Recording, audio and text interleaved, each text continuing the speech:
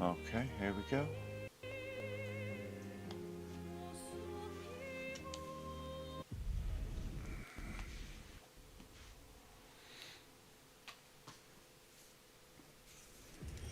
Oh, that's right, we were just about to take on the stacks area.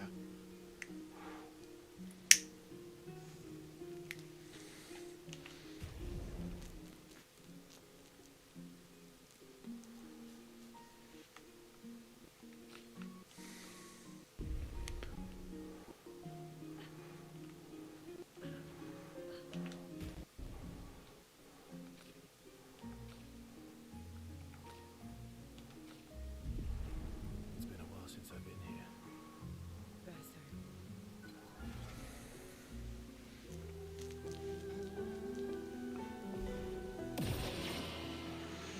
So much potential.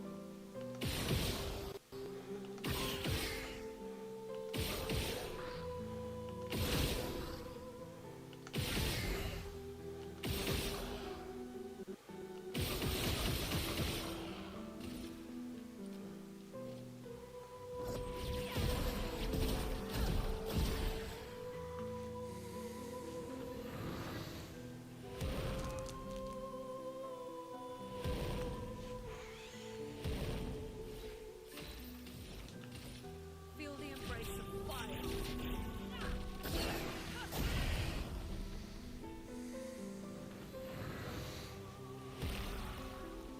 Hey Jester, how you doing?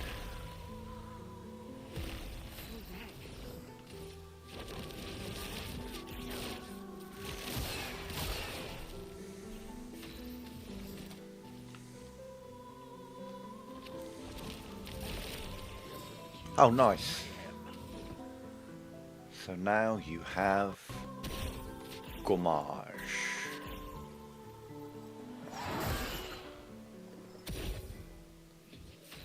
She's a tricky fight, isn't she?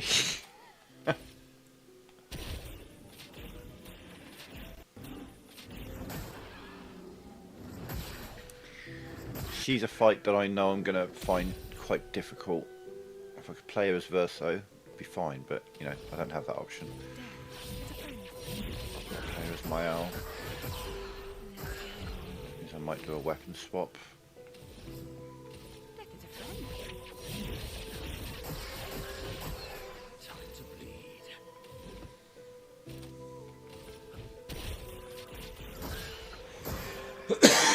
Excuse me.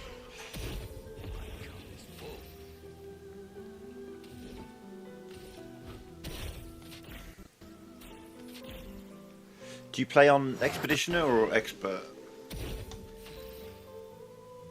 Because, I mean, I've played the game like once in Expeditioner, but I've played an Expert ever since, so I can't really remember how she was on Expeditioner.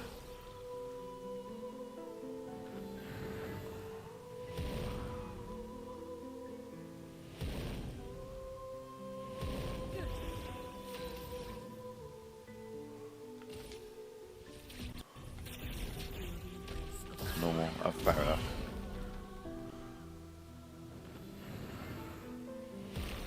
Yeah, I mean, like I said, that's how I played it the first time round. I've just, like, it probably took me 2 entire playthroughs on Expert to get a hang of playing it. I struggled so hard to get the parrying in this game right initially.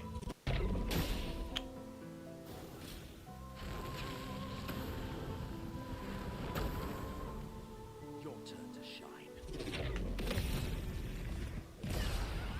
Brace yourselves. Watch out, Minoko. I need to hit Luno. Damn. Okay. Right. Well, let's break her and then let's hurt her like that. That. That. And that. Right. Then we. Honestly, we could do some serious damage to one of these, I think. Not really, not yet. Okay, cool, just checking.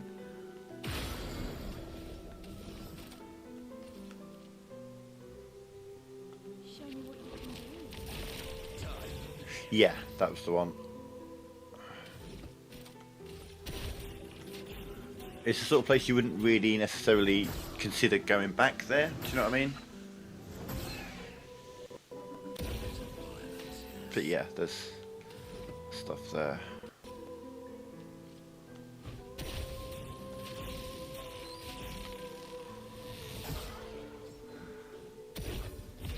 Better.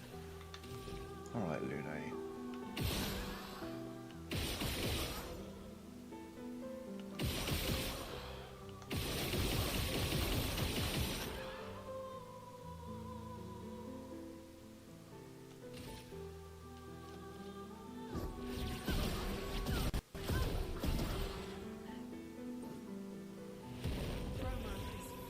Why didn't he switch stance?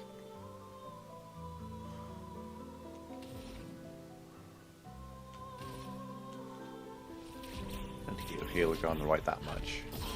Yeah, 15,000, I can take that.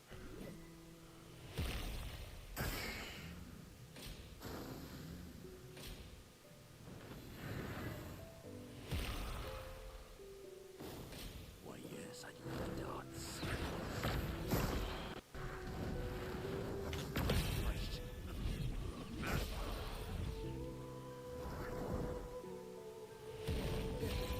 What?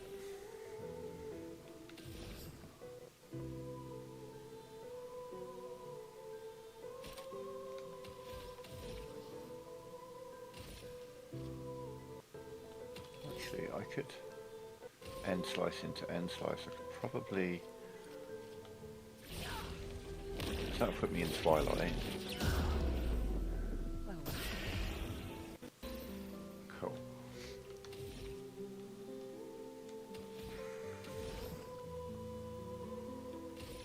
Death. What to choose?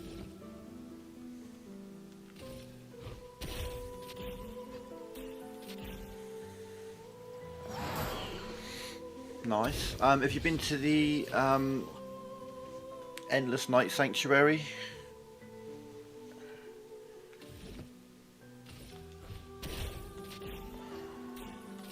It's on the east side of the map, like a red forested area that's very gesturally.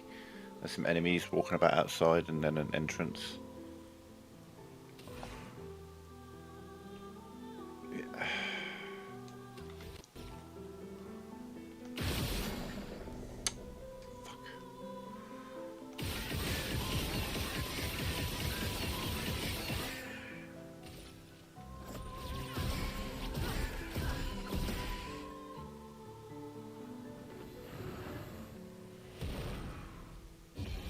Oh, I shouldn't have broken him. Oh well. Feel the embrace of fire. Just now that'll be the same stance.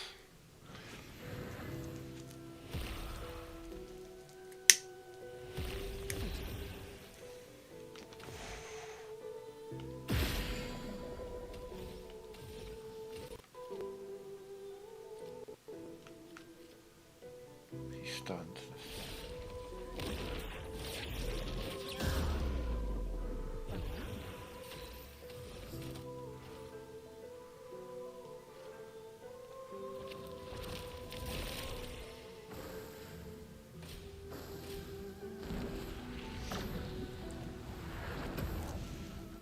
Take your shot.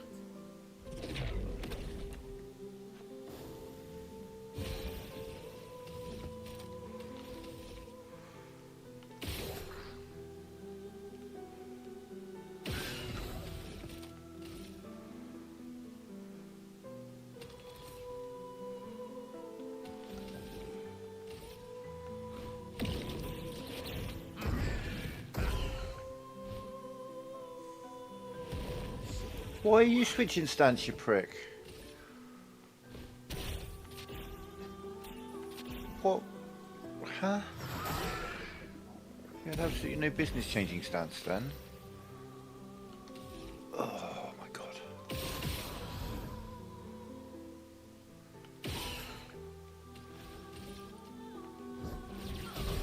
break, don't break, don't break, don't break, thank you. Right, both of you switch to ice. Thank you. And then we'll...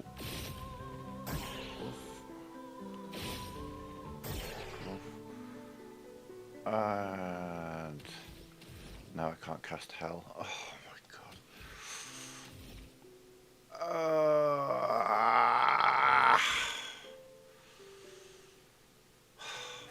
Fuck's sake.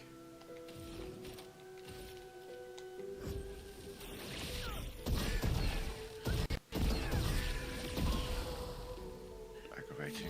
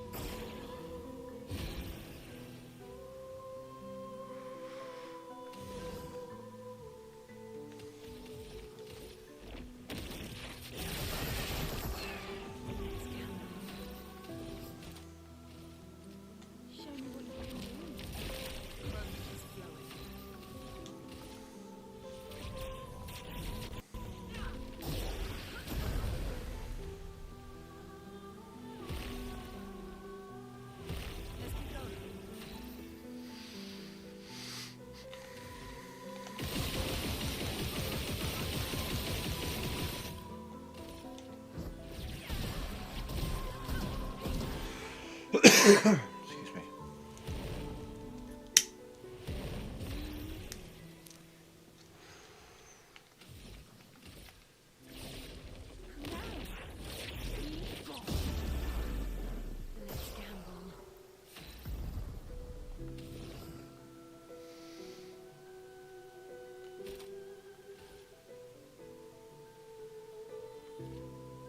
Show me what you can do.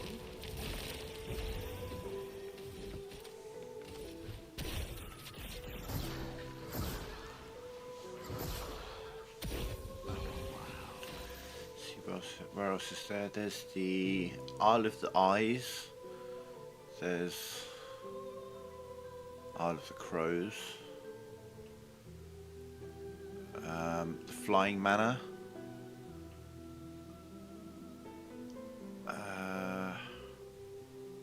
Chosen Path. The Sunless Cliffs.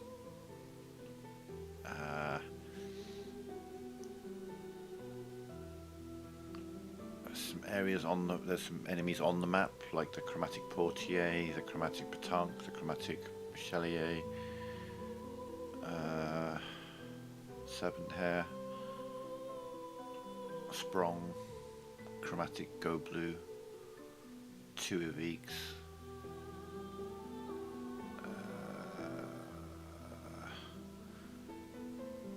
the Chromatic... I can't think what it's called, but I have its skill.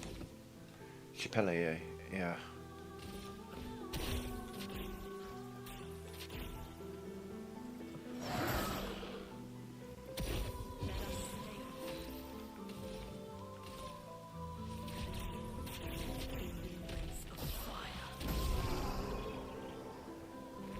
God, that's my first fight. It took me 13 minutes.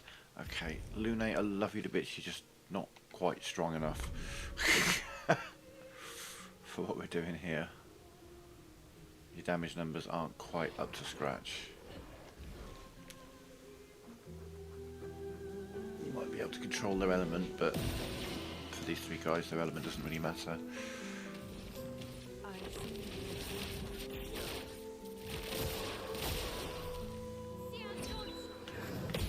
The thing we learnt yesterday is we need to just gommage that Pellerin on the left.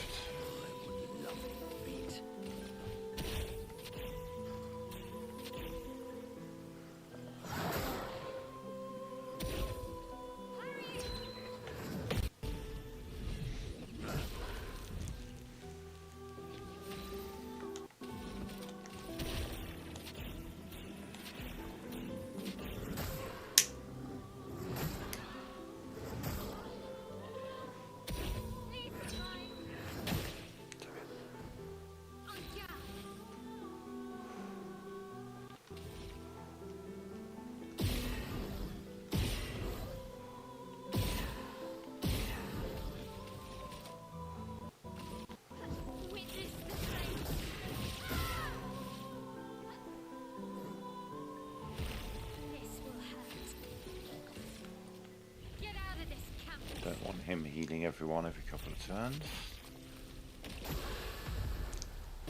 Right.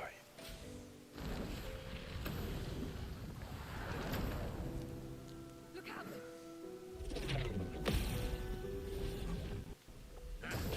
Eyes up, Nuka. Yeah, just a little damage just stop the guy's parrying. They have this much health. Look out.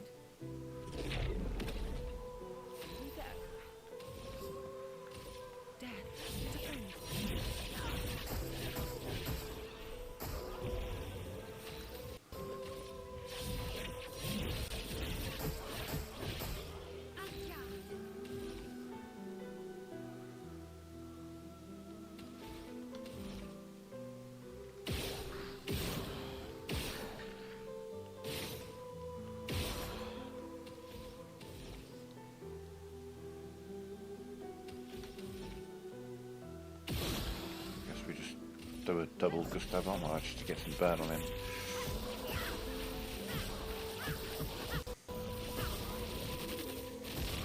It's 40.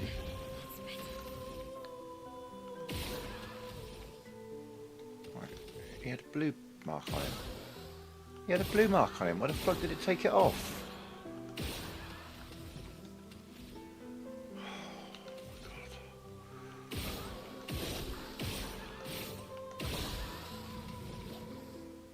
Oh, yeah, I know.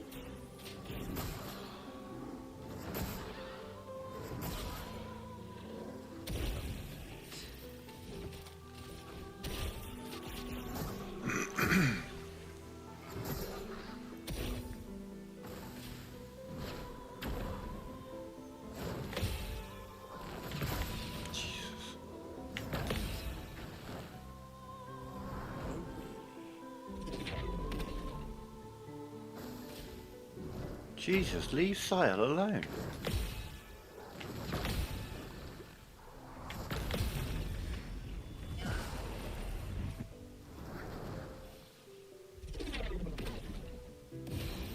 Deck. Deck is a friend.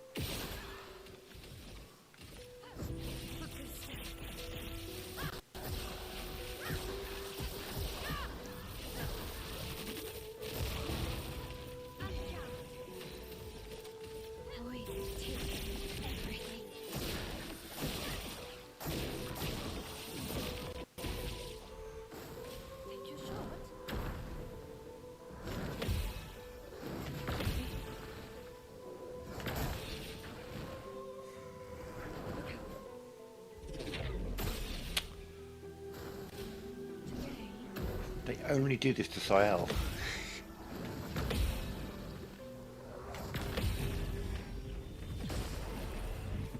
It's weird.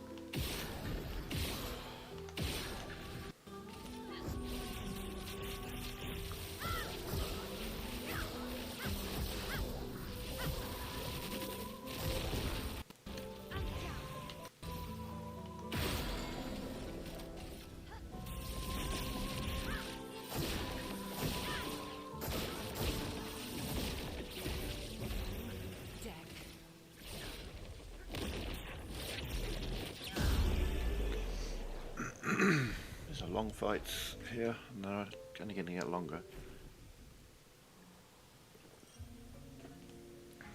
Like this guy. Though this guy's also piss easy.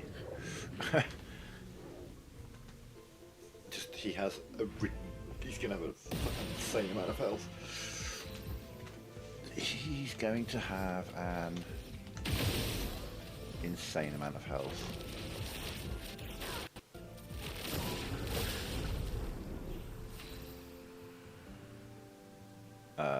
He had two. He had 2 health.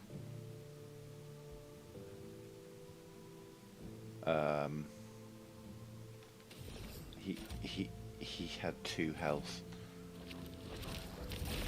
My cup is full.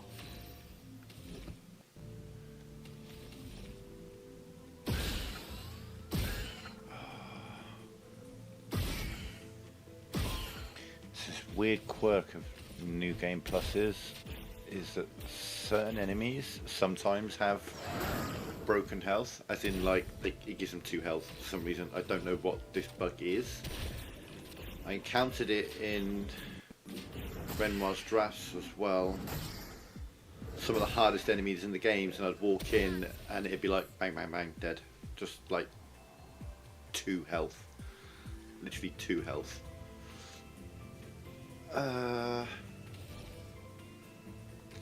Okay, so we're going to have to do back-to-back Gustav's homage to get some burn on this.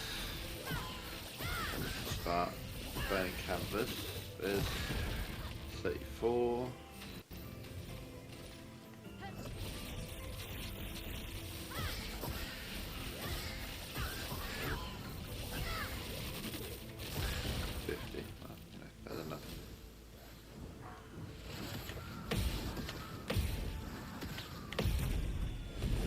Kind of, I guess, maybe. Could be it.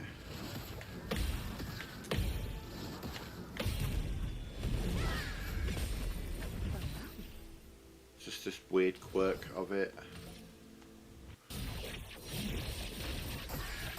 Like, have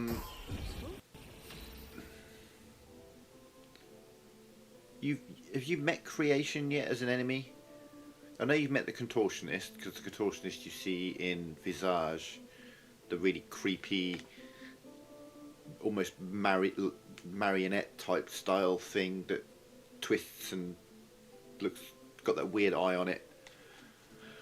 And then Creation, you've probably seen that from when Minoko uses his ability at least. But those 2 enemies, you encounter them higher level variants of those in Renoir's drafts.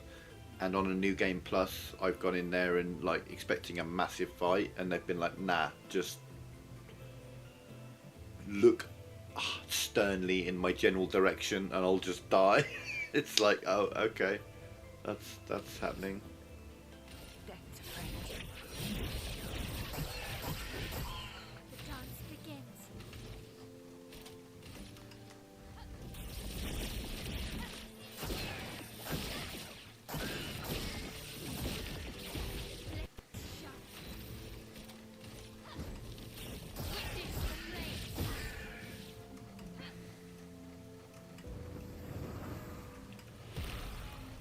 Time to bleed.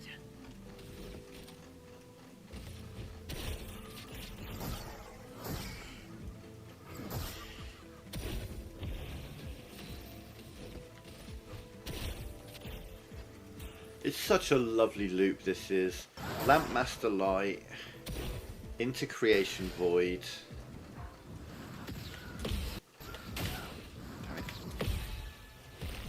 Into Chapelier Slash, which marks all the enemies and puts me back into Almighty Mask for Lampmaster Light, which is powers up every time you use it. It's an absolute fucking delight. It really is. I mean, sure.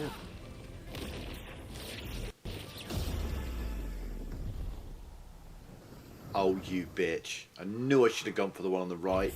I knew I should have gone for the one on the right, but I'm like, nah, go for the one on the left. What could possibly go wrong? That's what goes wrong. Just immediately summon another one. That's no bueno.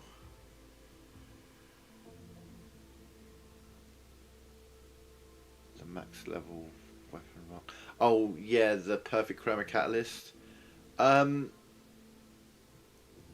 Yeah, there are. So if you've been to the flying manor yet, it may or may not read as danger now. It will stop saying danger before Renoir's drafts stop saying danger. But it'll stop saying danger after Dark Shores says danger. Stop saying danger kind of thing. Do you know what I mean? But you've completed Frozen Hearts, so you're well on the way. But the Flying Manor, that's probably your next port of call, I think. Do the Endless Night Sanctuary and then head to the Flying Manor. It's I'm not going to give anything away, but it's split into 4 sections, each of which has its own boss, and they unlock the final boss of that dungeon kind of thing. So there are 5 bosses to fight in there, 4 individuals, and then they give you access to the 5th one. That's all I'm going to say. Level 65.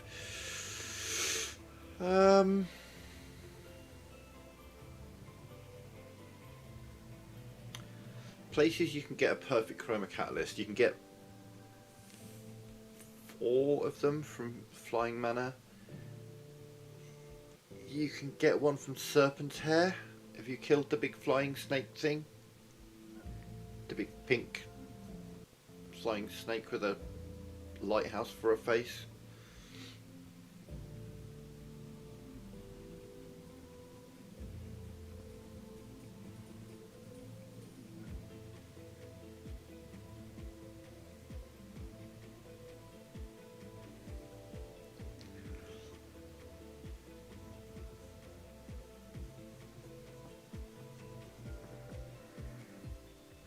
AP generation is your key. If you've got like a machine gun build, you'll be absolutely fine against Serpent Hair.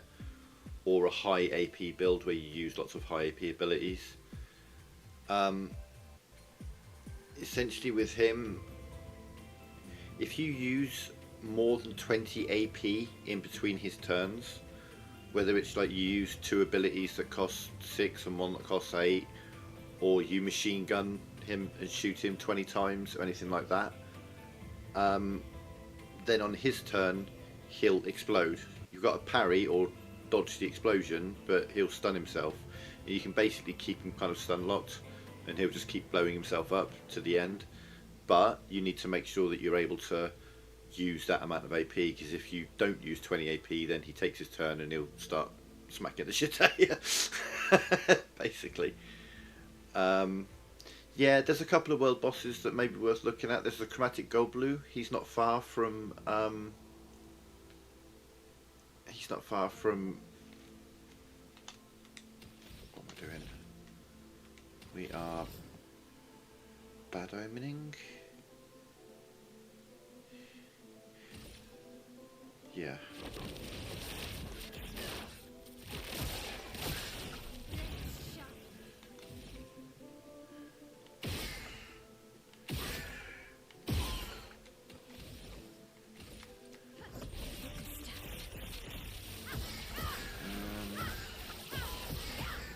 Get some towards the higher levels of the Endless Tower. I think that might just be the last fight actually. I don't know.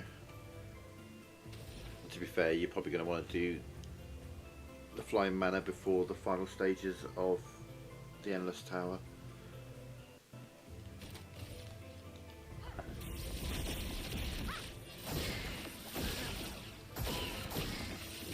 Oh, Sprung, yeah, definitely worth getting to spend some time fighting him.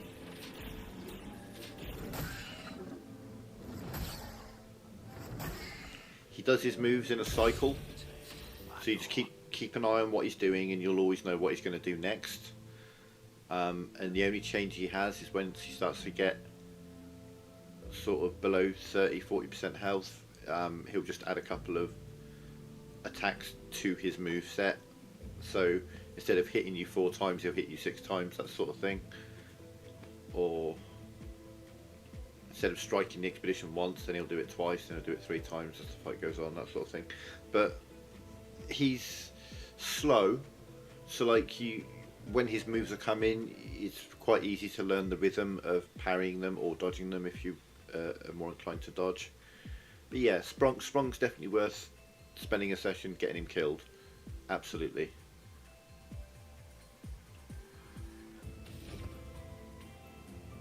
One thing to bear in mind, actually, it's a useful piece of information. That picto from him is called Cheetah.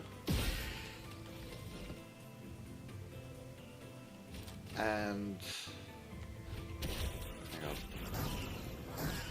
Basically what it says is always play a second turn, and that's something to bear in mind with lots of pictos. There are a few pictos that will say play a second turn, and it specifically says second, so those clash essentially.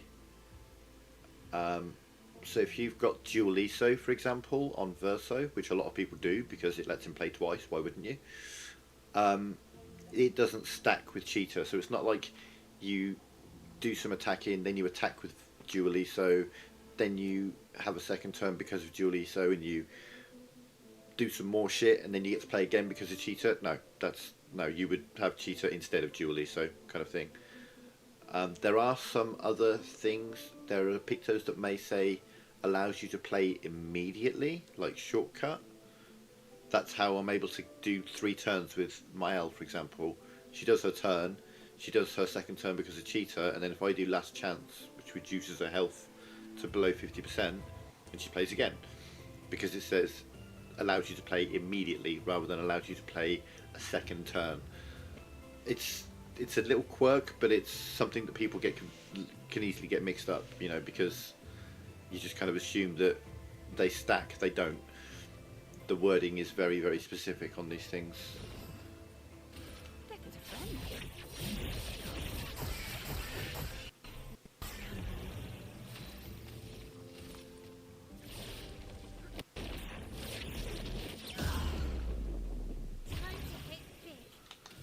So like, okay, I'll show you now. Like, she plays her turn, and because she has Cheetah, she plays again, shown in the turn order.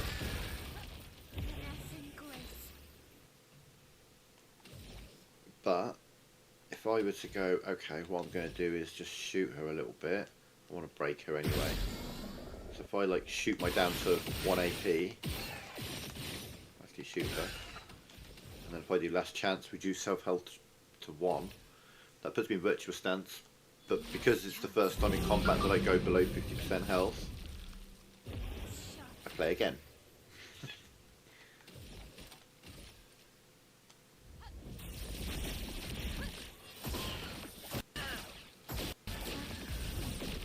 It's the little quirks of this game.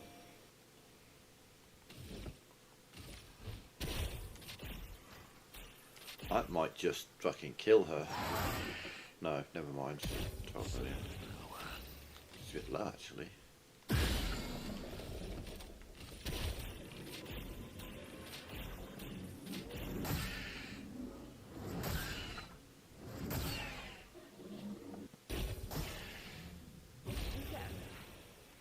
Oh, are you not stunned? Let me show you how stunned you actually are.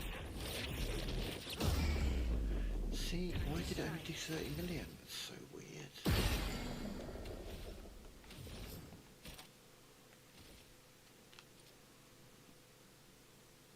Show me what you can do. Oh, you got over 100 burn, you'll be right. And you're stunned. Yeah. So, it looks like the Stalacts have... See, the thing is, on my last playthrough I found this with Sael. It's not even... I don't think it is that they loop round, because, you know, we've fought enemies that have billions of health already in this playthrough. But I was having this problem with, like, 5 times health. Now, the Stalact has a lot of health, but at 5 times health, he doesn't have more than 2, 3, 4, 5 billion health. He doesn't. So I don't think it's the looping around. I think it's just a bug that I don't think many people would encounter, because you'd only experience it doing multiple new game pluses and increasing the HP of the enemy. Deck.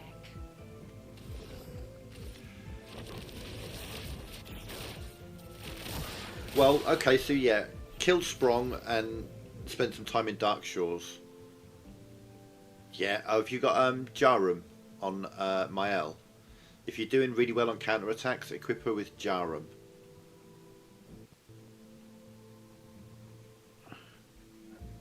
And then stick a bunch of shields on her. Well, the thing is, you got to bear in mind your base attack is like regular attacks is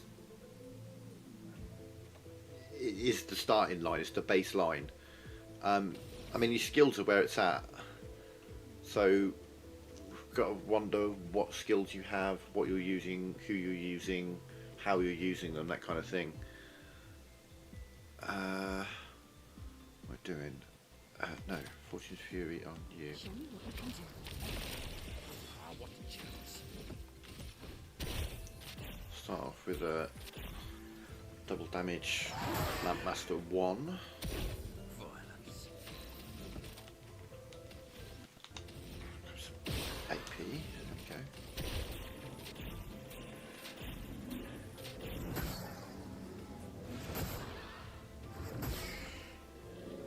Time to hit big.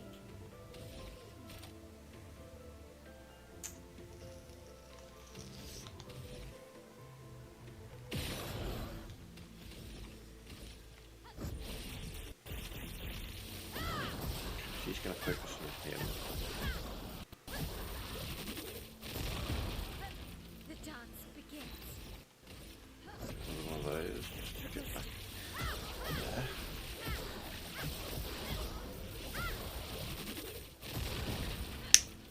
I'd love a dance.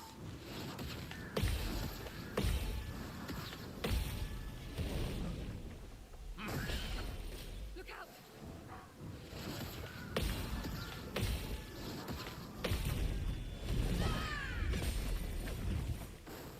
Please survive.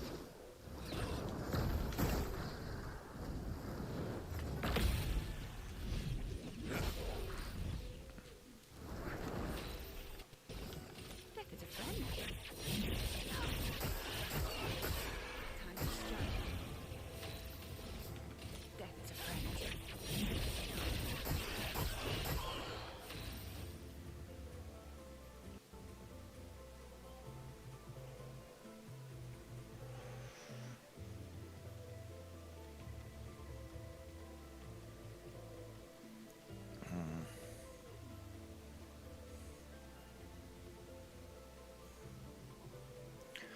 So, in the reach here, you would have picked up quite a few charging abilities.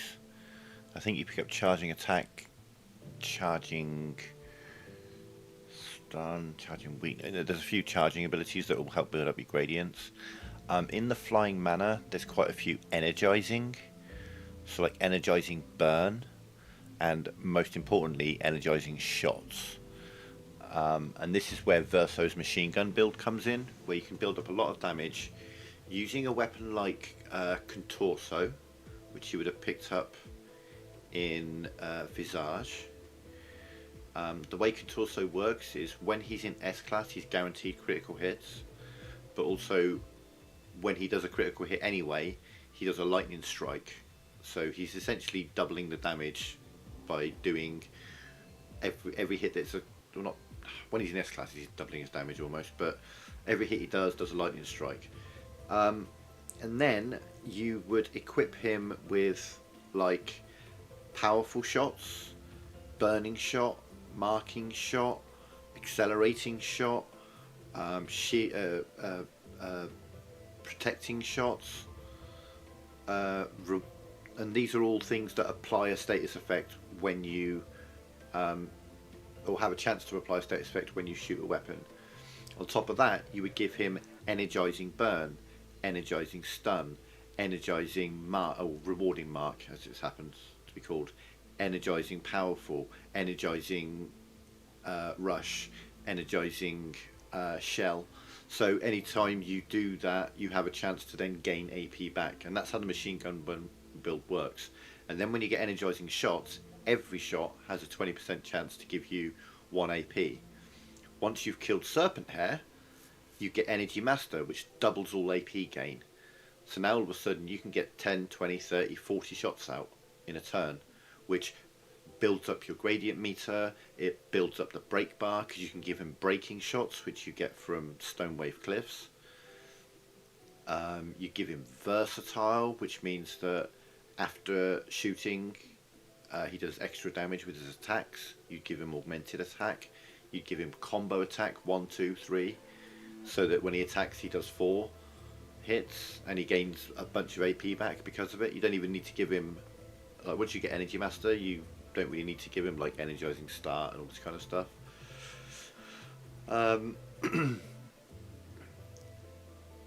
So then with Verso, it becomes less about his skills. Paradigm Shift is useful, Phantom Stars is good, follow-up's decent, but you'll find that if you get the machine gun build right, with the amount of burn that you build up and the lightning damage you do from Contorso and all the break damage you do, you'll do more damage with that than you will with most of your abilities. You see that when I play him, I don't really use, I do use his abilities sometimes, but it's situational, and it's if it's going to help me in that moment. Where was I? Yeah. Thing is, I mean, I could sit here and talk for hours on builds and suggestions and things like that, but obviously I don't know what you've got and what you've done, that sort of thing, you know. I'm maybe mentioning things that you just don't have right now, and unfortunately to get some of the better stuff you're going to have to start going into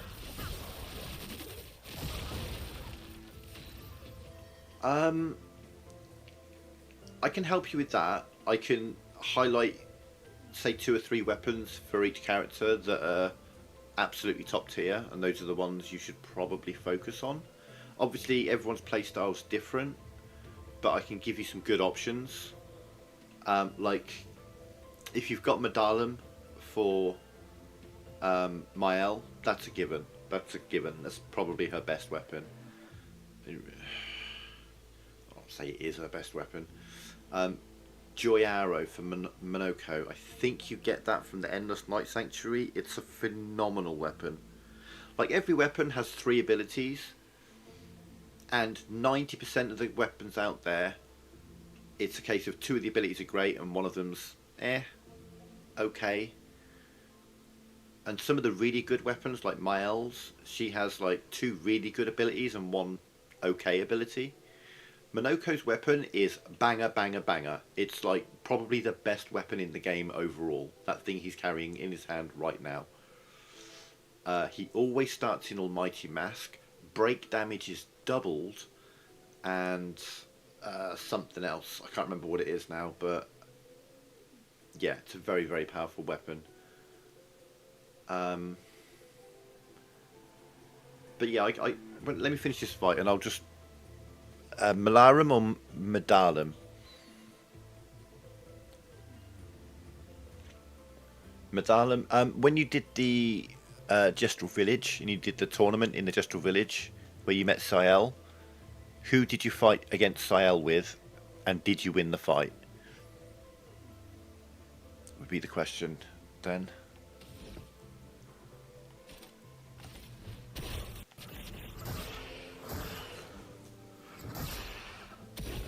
Because it's generally recommended to do that fight with Mael, because you get her best weapon, basically, as a reward. But I mean, you know, the game doesn't tell you that. Malarum. Ah, interesting.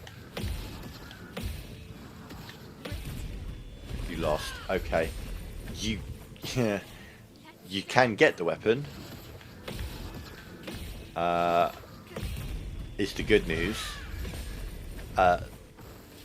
The bad news is, to get the weapon, you have to go to the Gestural Village, challenge Golgra to a fight as Mael, and win.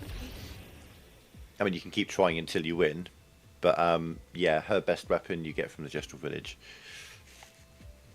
She starts the battle in Virtuous Stance, double burns whilst in Twilight Stance, and burns do like 300% more damage when she's in Twilight Stance. It's a really powerful weapon. Where are we? Last turn. Okay, I need to pay attention. That's my turns here.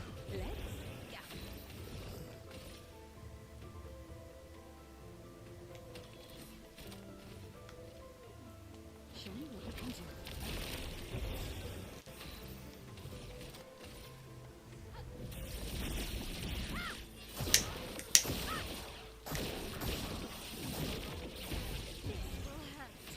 But that means you've got a decent weapon for Sael, at least.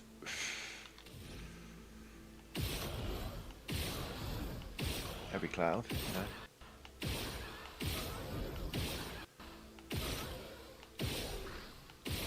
We're doing this, are we? Okay. Last chance.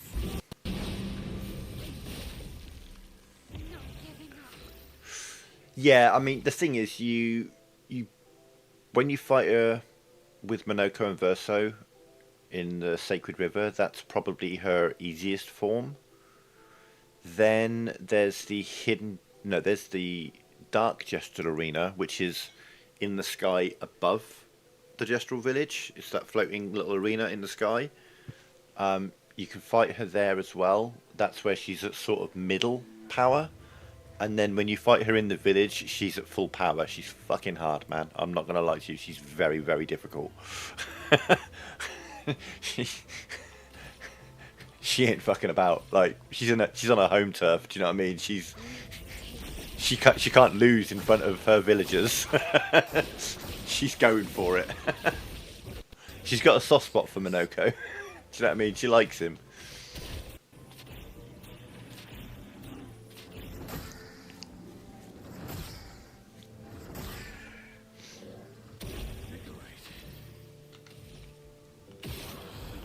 But in her village, she's on her home turf. She's got a point to prove. Take your best weapon. Brularim is a great one, especially if you can get a crit rate high, because critical hits apply burn. If you get the double burn picto, then critical hits apply 2 burn, which means that you're going to be constantly building up burn through the fight. And it's a weapon you should have got really early on in the fight, in the game. I think you get it. It's one of the first weapon. It's the first weapon you get for Mael in the game. But also to bear in mind, it is a fire elemental weapon. So you know, if you're fighting these guys, it's not going to help that much.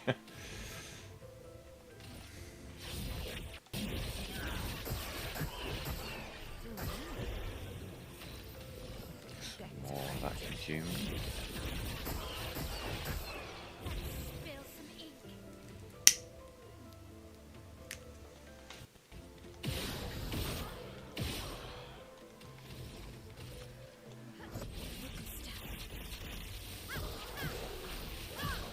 Yeah, it's a decent one to have. I mean, obviously, if you're going in to fight against a fire absorbing enemy, then switch to another weapon for that fight. Yeah, let me get this here. Let me just get this fight out of the way a minute.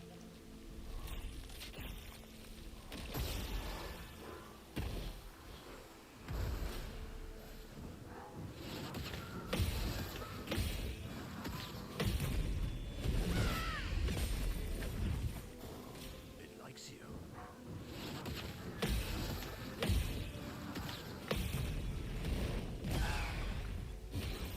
For some mayhem.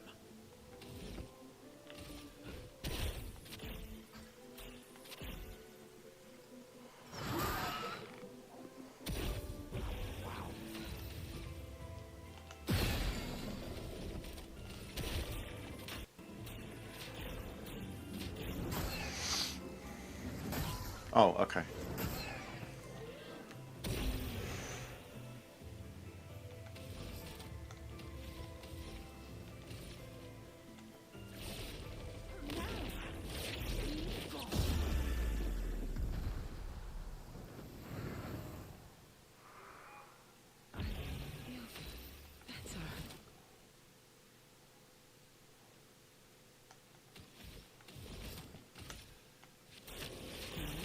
I should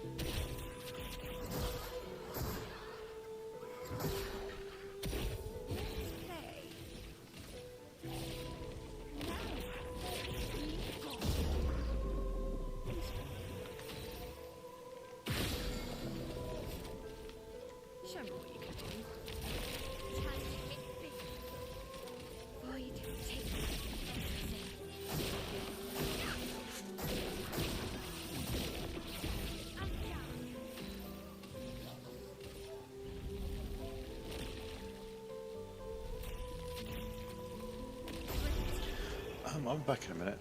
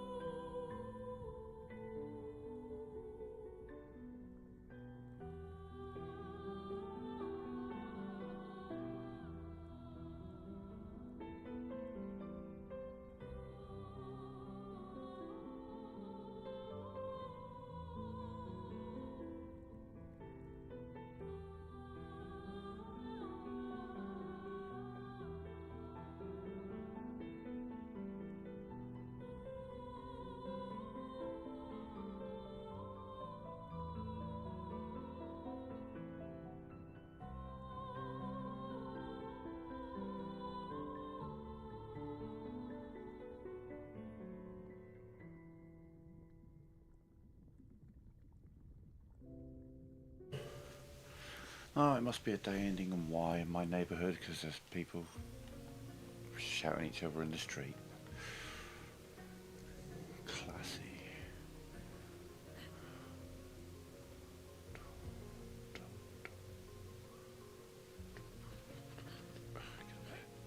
Get up there.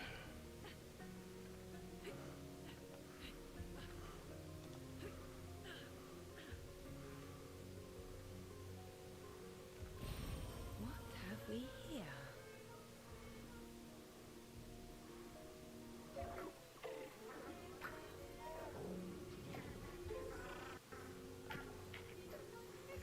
Oh, you cheeky bastard.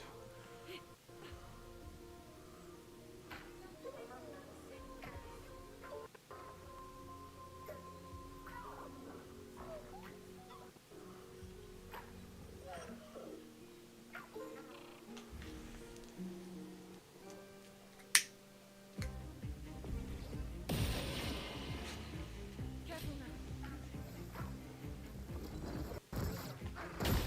See you soon. Cool.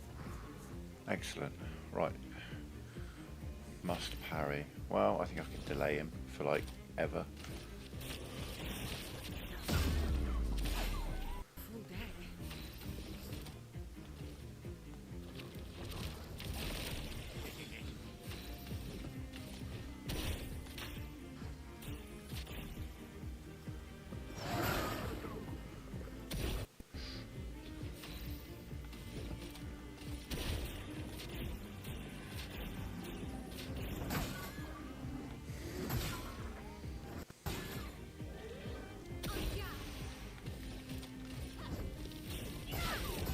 Come on up, pushing buttons. I didn't even try to push the button then, that was weird.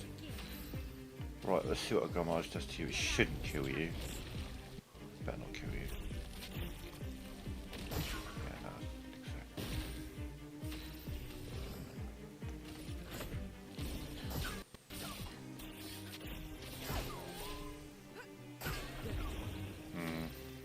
so. Okay, consume mortars before told to delay your turn.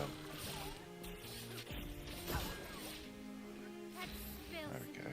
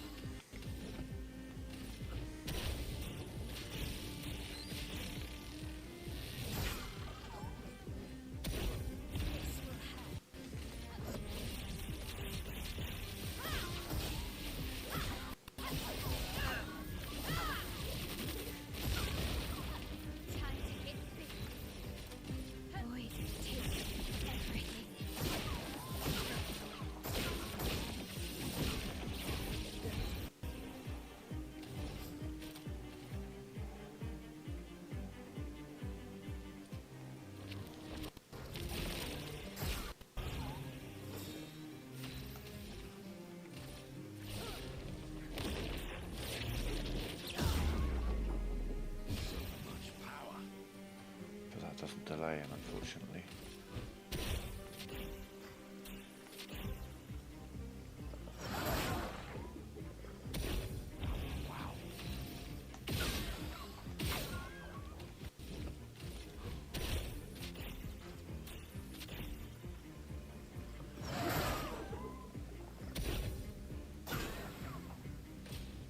Ah, so he flees even if he's stunned. Okay.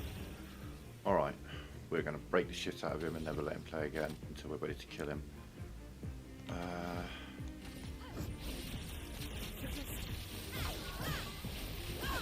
But next time he plays, he flees, so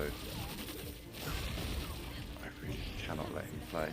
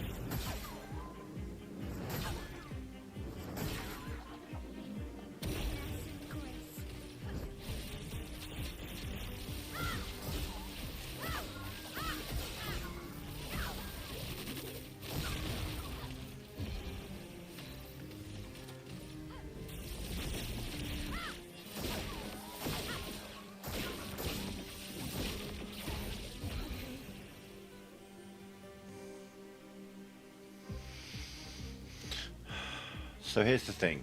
We're going to take a gamble here. We're either going to kill him or we fail to kill him and we lose.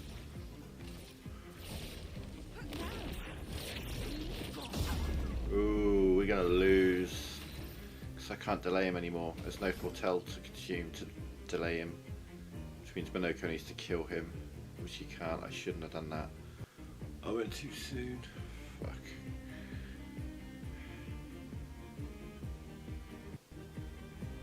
Because you can just be conned into skipping a turn, can you?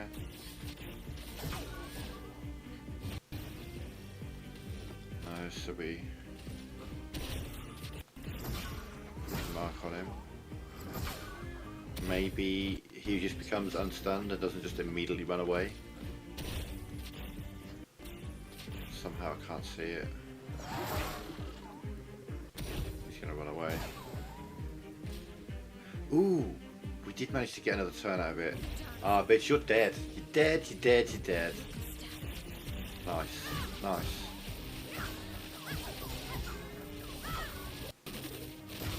Oh, well, she'll kill you next turn. Don't you worry about that, buddy.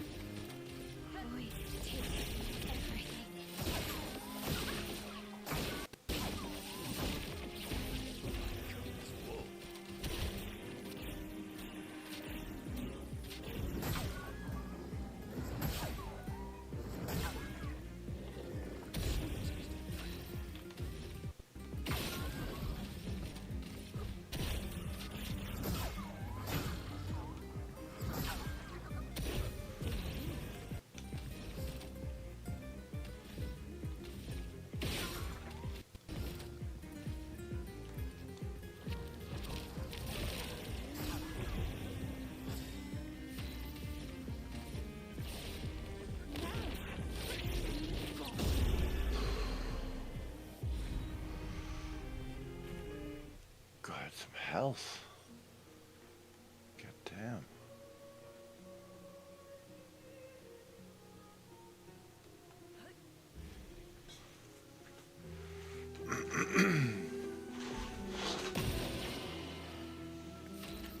So is... yeah, he's gonna immediately die again. I mean...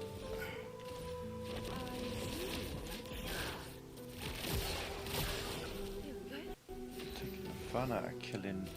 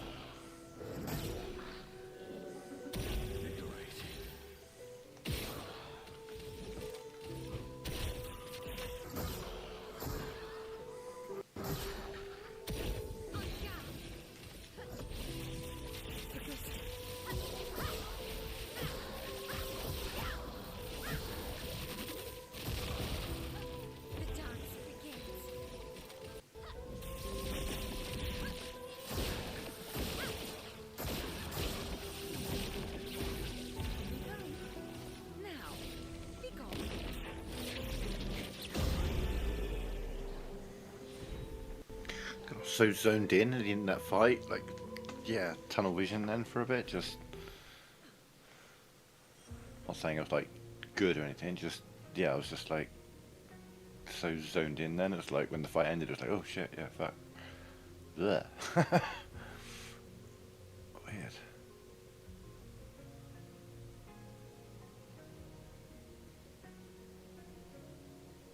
How could they do this to these trains? Yes. Still like trains. Bless him. Okay.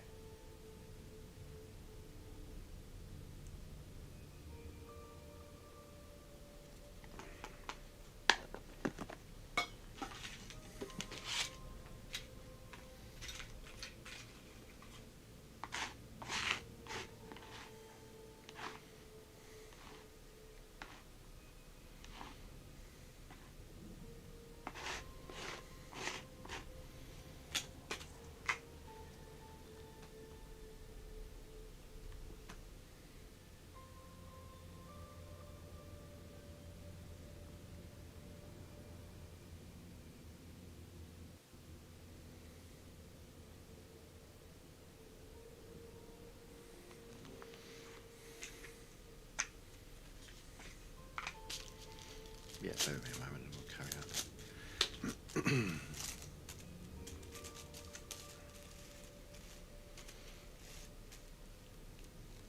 We were in this dungeon for like 2 hours yesterday just to get to the point where we started this stream. It's a fairly long dungeon in comparison to most of them, but it's also just the fact that these enemies have ridiculous health.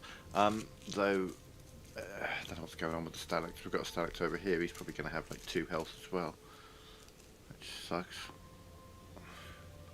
There seems to be a new game plus thing rather than a manipulated enemy HP thing.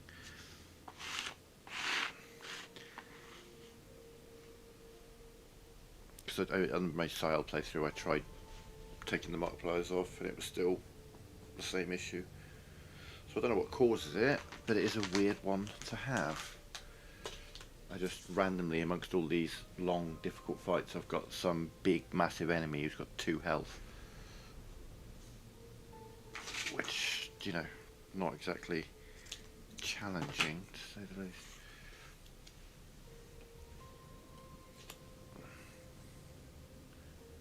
But we'll see.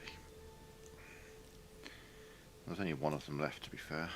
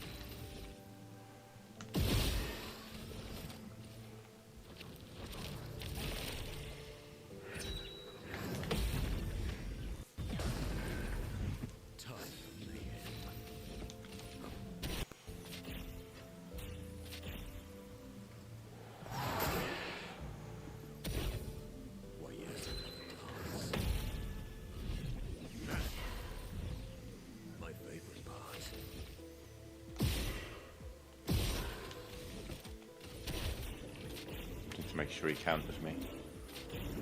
Actually, now I've got my gradient.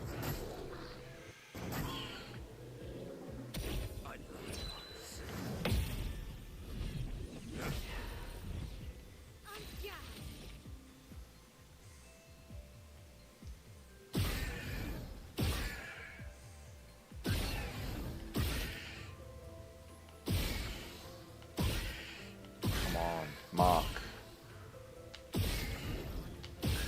Oh, jeez, come on. Fuck you.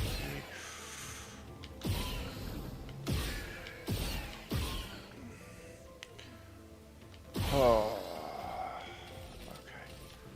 Void takes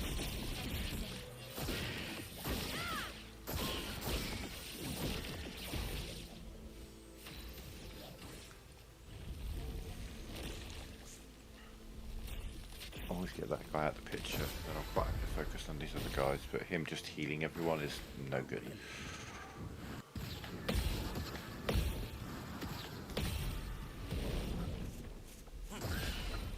Try me.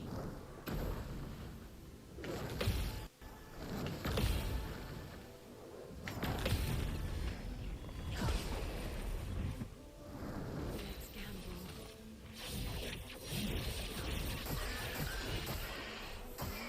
Deck. Deck's a friend.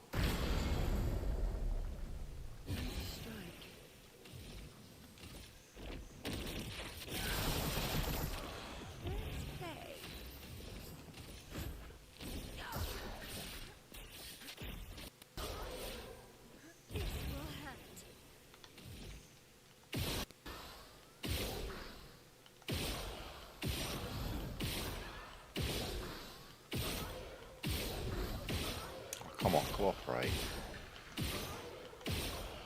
God damn it, can I ever get a fucking mark out of her?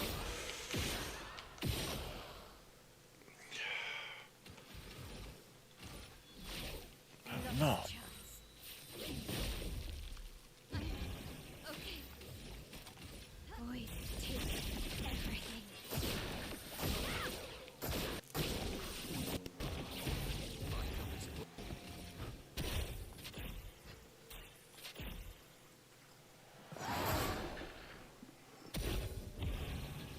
Energized.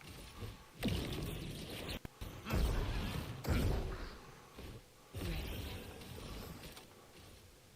Show me what you can do.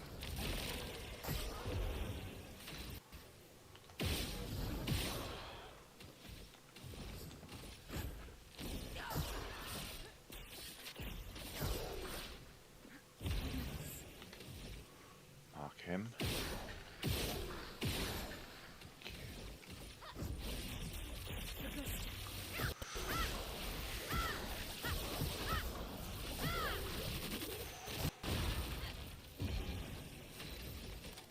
Void takes everything.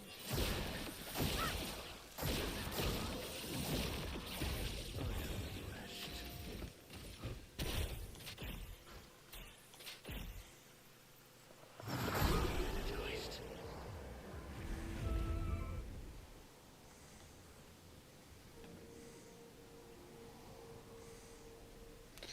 Mr. Dance you surround. Sometimes, and I mean sometimes, very rarely, out of the 30 playthroughs I've done, maybe 4 times there's been a dance use wandering around this area. Not today. Okay, so this guy's going to be, apparently have like 2 HP. And then the rest of the fight will be focused on whoever's with him. Oh, okay. Oh, delightful. Yeah, that's what I thought. Okay. Okay, gotta mark at least one of these.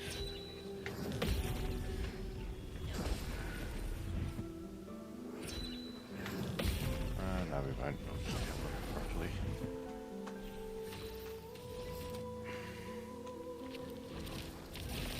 Now's my favorite part.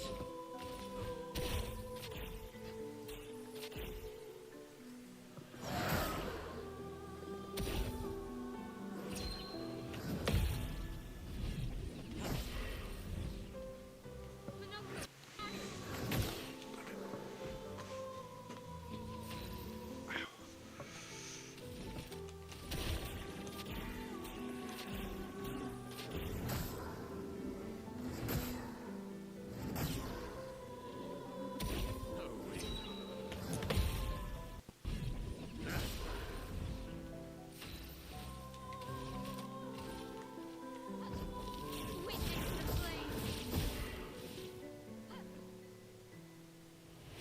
This will hurt.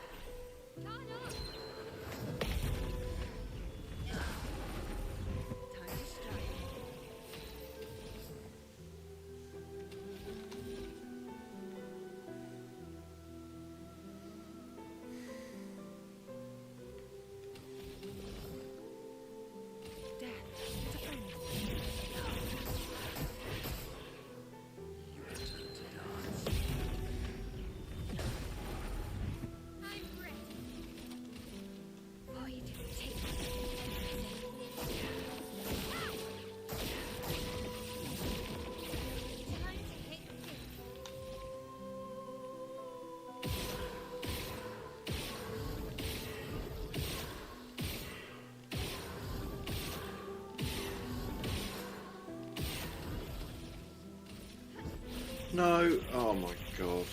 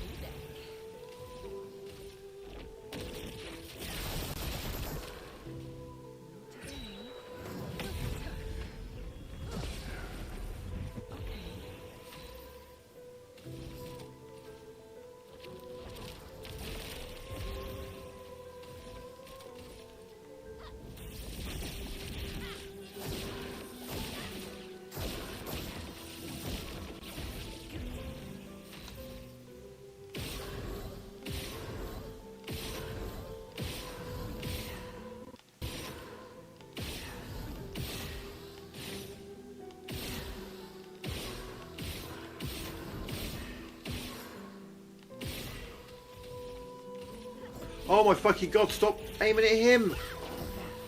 God. Fuck me.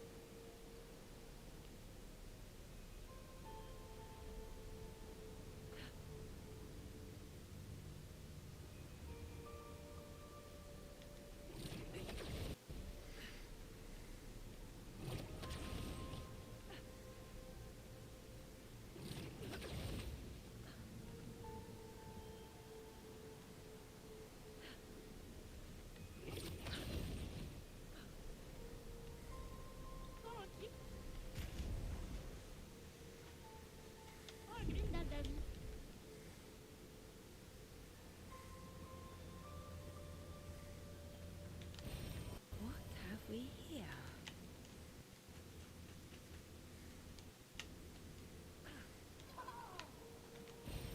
What have we here?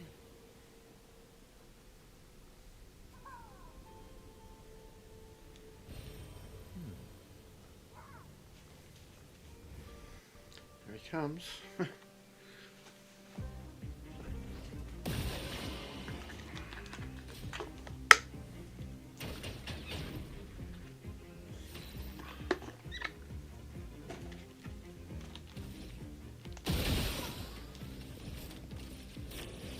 More threats?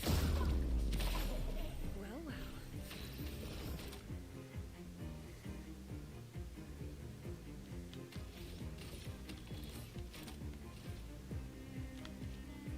Show me what you can do.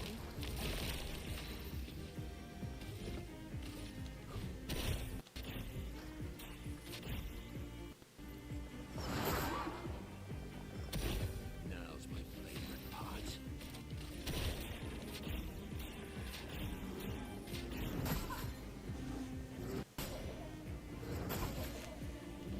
Time to hit big. Witness the flames. Blades sharp.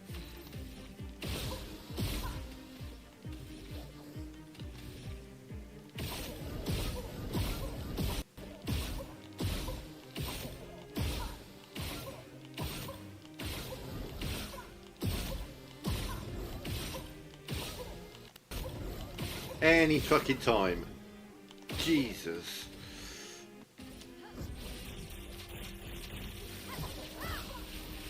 RNG is being fucking wild today. Doing me in.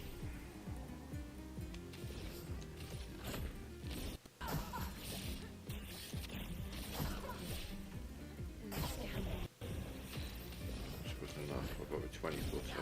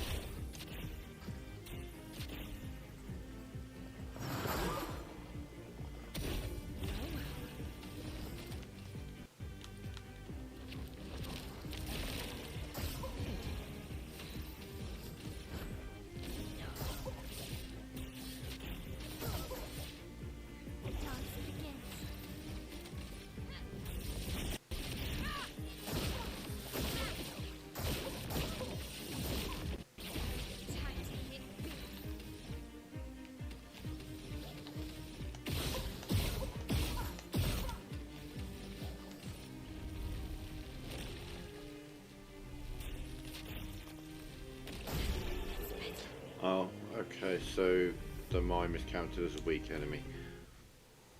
Cool. Wasn't expecting that at all. Did not expect him to die then. I expected him to take about 10, maybe 15 million damage. Fine.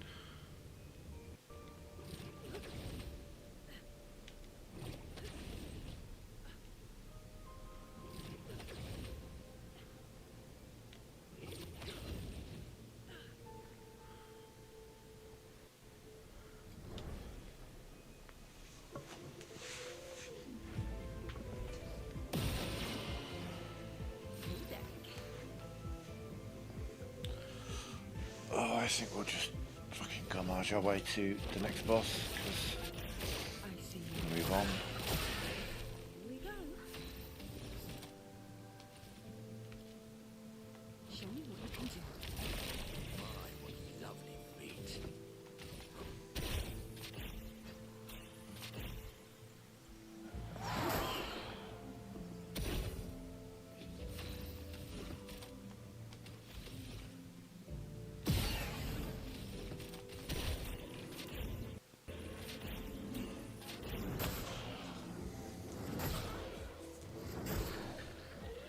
Time to hit this.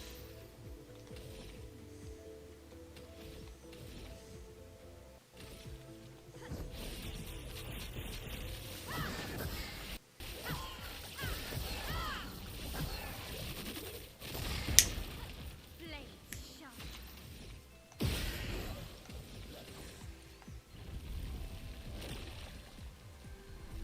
Out of this canvas.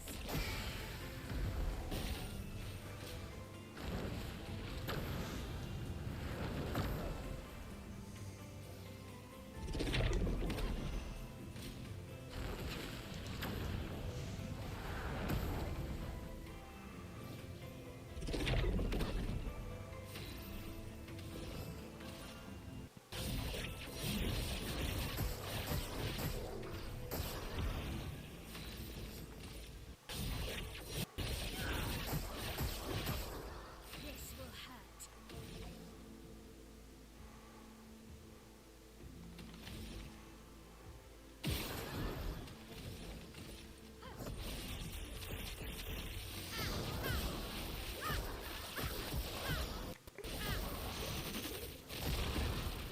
This will hurt.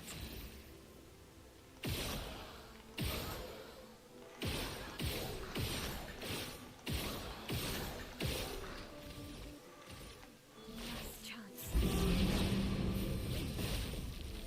Dance begins.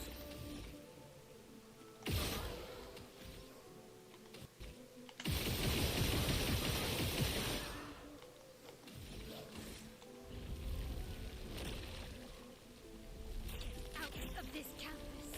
My, what lovely feet.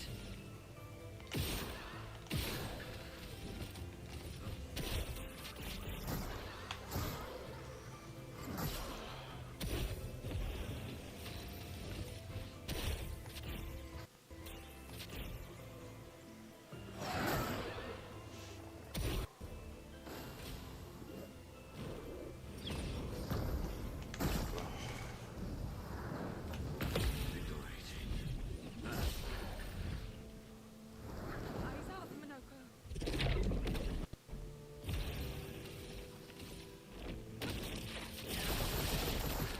Well, well.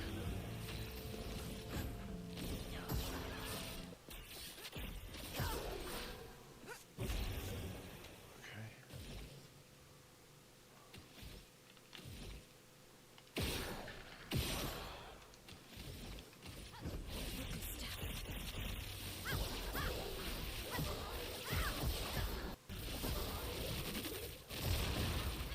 Blades sharp. Alright, on to Gargant.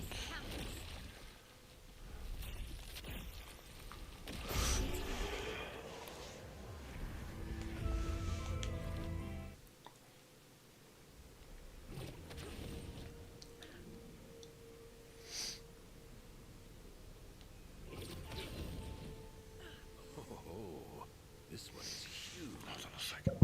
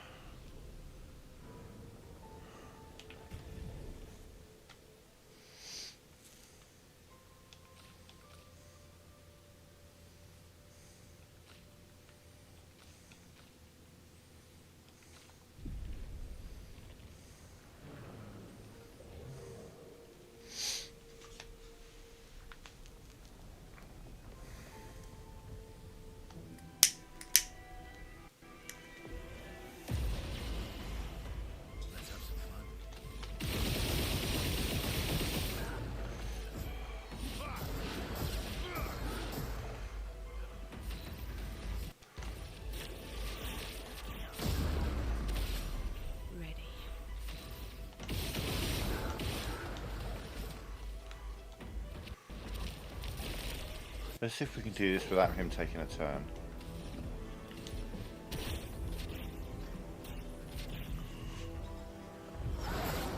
We might be able to.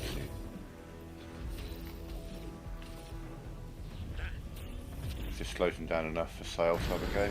Yeah.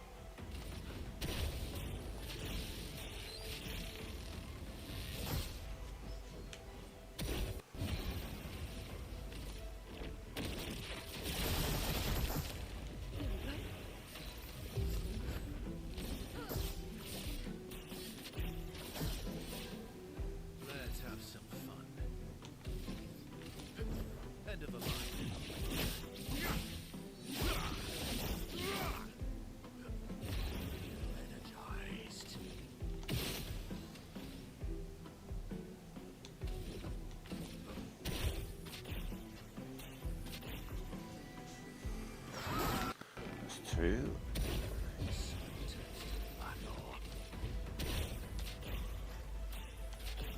3. 5 onwards, it's at maximum damage.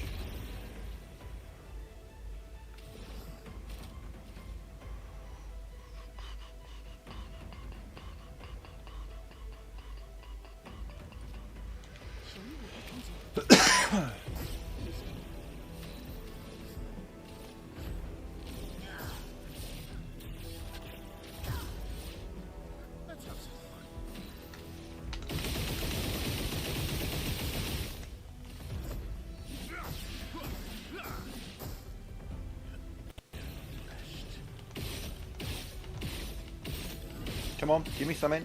There we go. Jesus.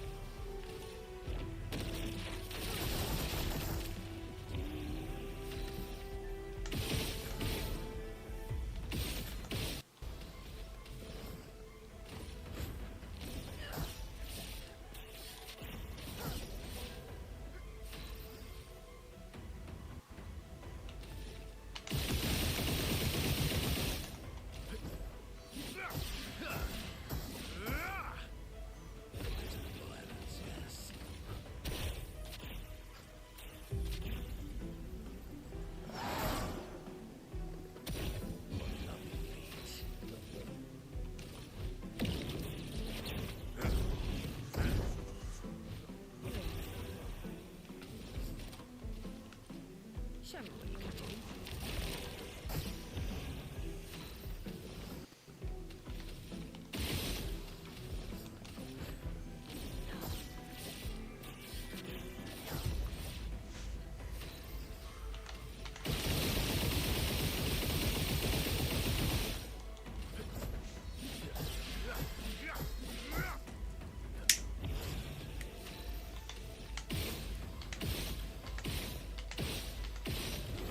Double damage would really like a mark on him, thank you.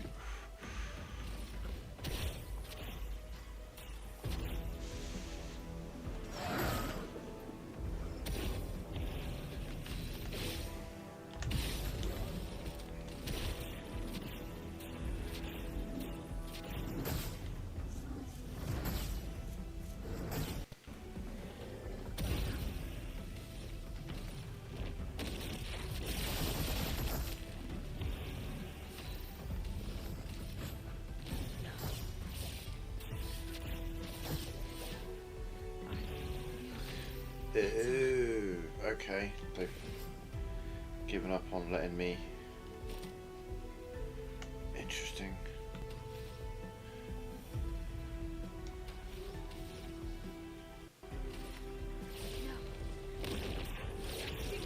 Minimal damage, yeah.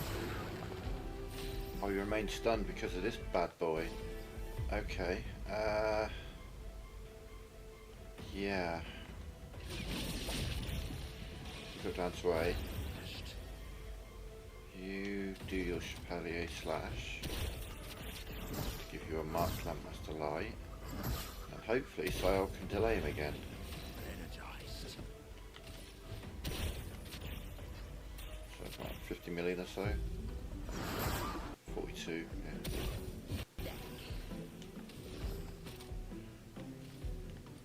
Show me what you can do.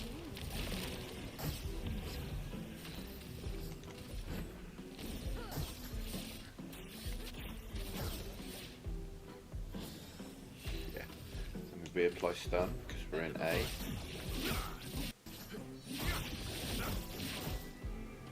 Oh, Manchester. This guy hasn't had a turn yet. He's literally not done a single thing in this fight yet. I haven't let him have a turn. Might want to have a turn, I'm not letting it happen yet.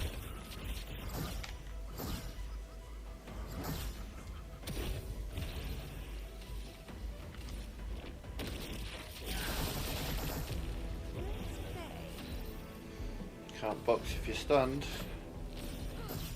Delayed. Let's have some fun. End of the line.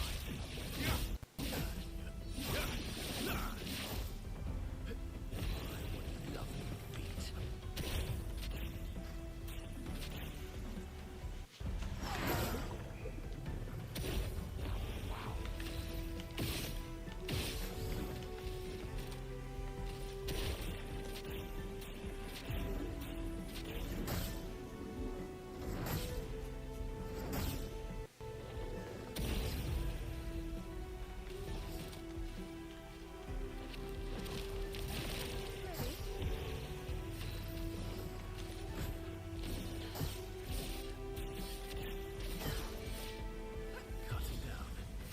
Ooh, he's going before Sayal.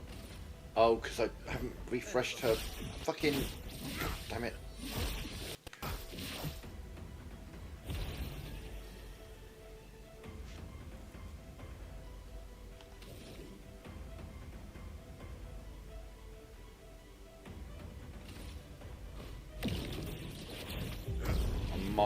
I might be able to get Sayal to go.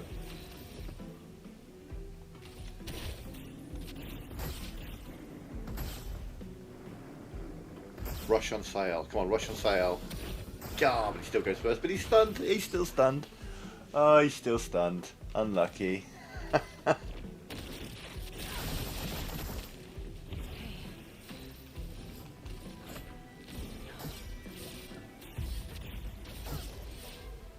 Ready to strike.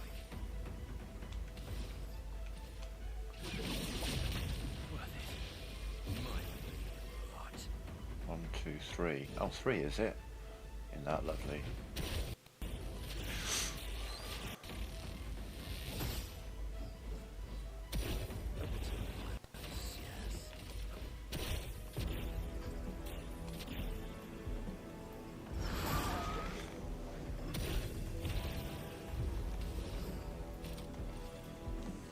Show me what you can do. So she's playing delaying slash at every available opportunity. And when Verso uses Endbringer when he's in A class, then he can reapply stun. It does increase damage if they're stunned, so it's extreme damage, but it reapplies stun, which is why he's not waking up when he should be, or when he normally would be. And I'm just doing this to him multiple times, as well as delaying slash. So I'm delaying his turn, and then when his turn comes, he's just stunned. Oh, this is beautiful. He's not going to do a goddamn thing in this fight.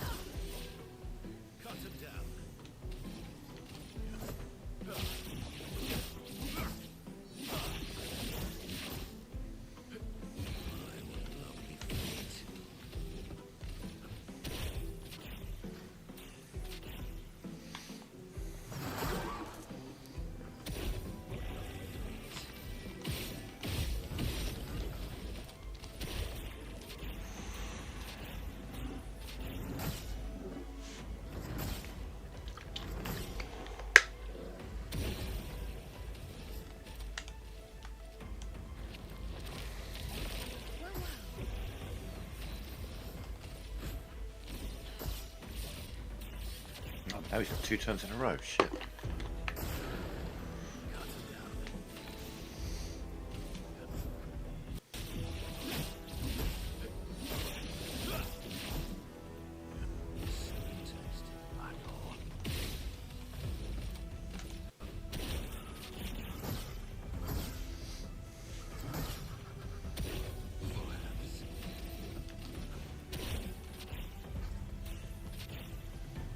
So he's in a perfect cycle. He's Landmaster Light, Creation Void, Chapelier Slash, and then back to Landmaster and just repeat. Just repeat. Right, you, get some rush on you. Good girl. Okay, that's that done. What we're doing? Apply 24 Tell. Remove 24 Tell.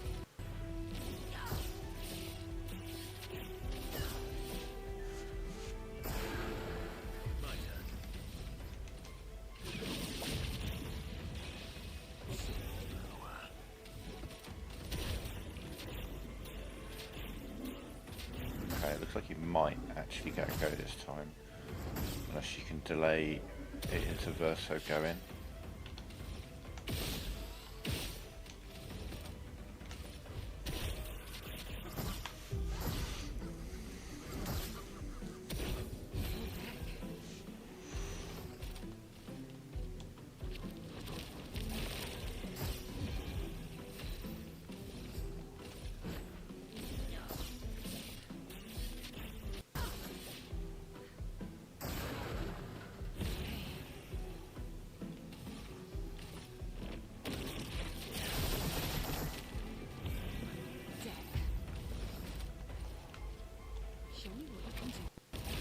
Maximum damage.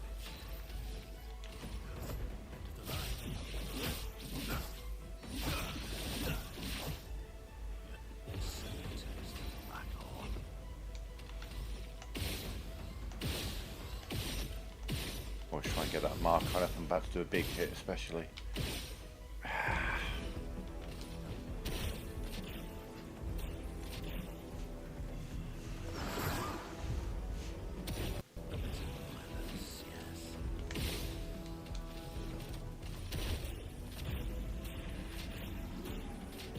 Okay, he's definitely going to go this time though.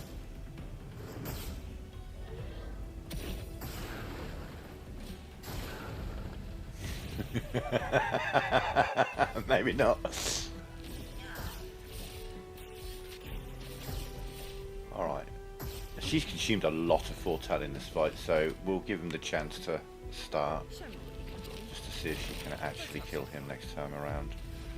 Meanwhile, he'll reapply stun.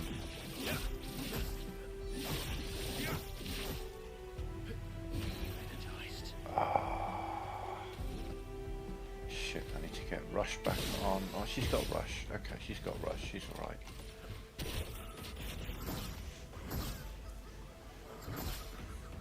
Absolutely. For the first 3 turns, as long as you make sure you're doing a lot of damage on the first 3 turns of each character, yeah. Because you do 50% extra damage while inverted. It's huge.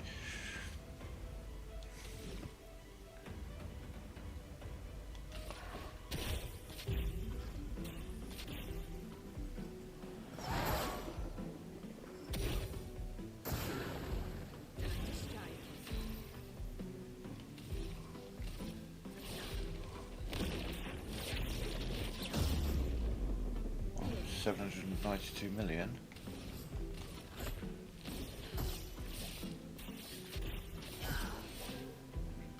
Why would you remember to buff yourself? God damn.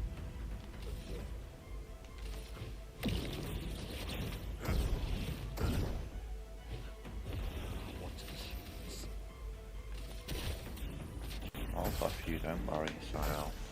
I got you.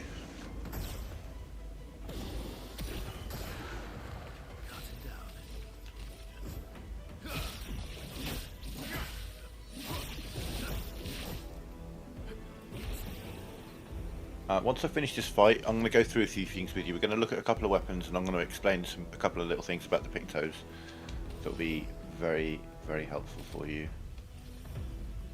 That's on you, I guess. Well,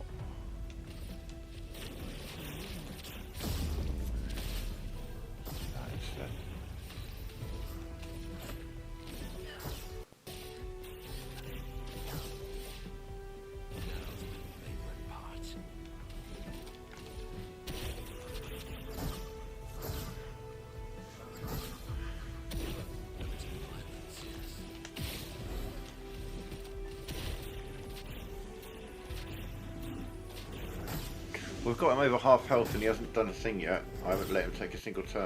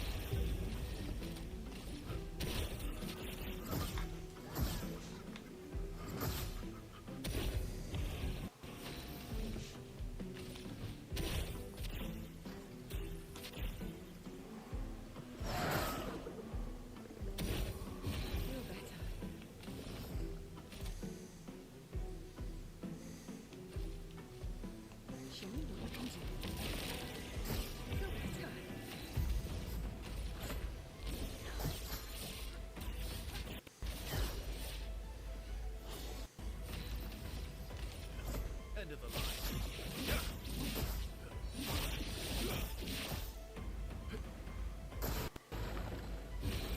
Alright, we'll let him take a couple of turns whilst we buff up Sahel so she can finish him off.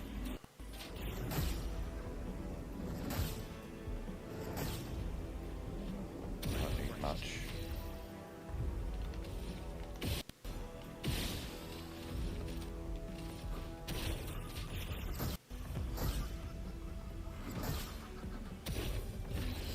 First thing I'll do is put that on.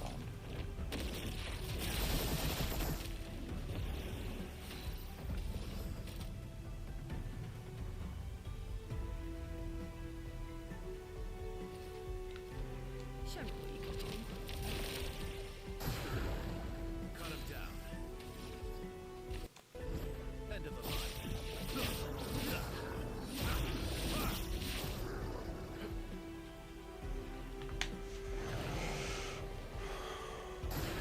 Watch out.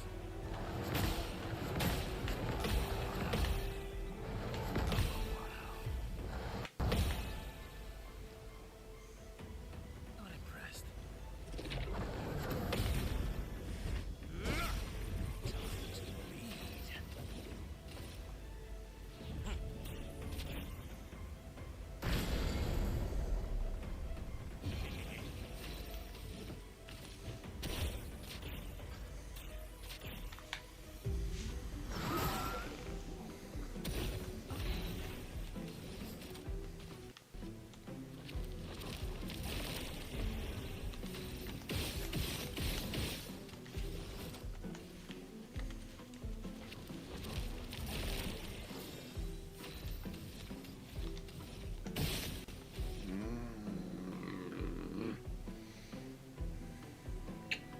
Shit. Okay. Yeah.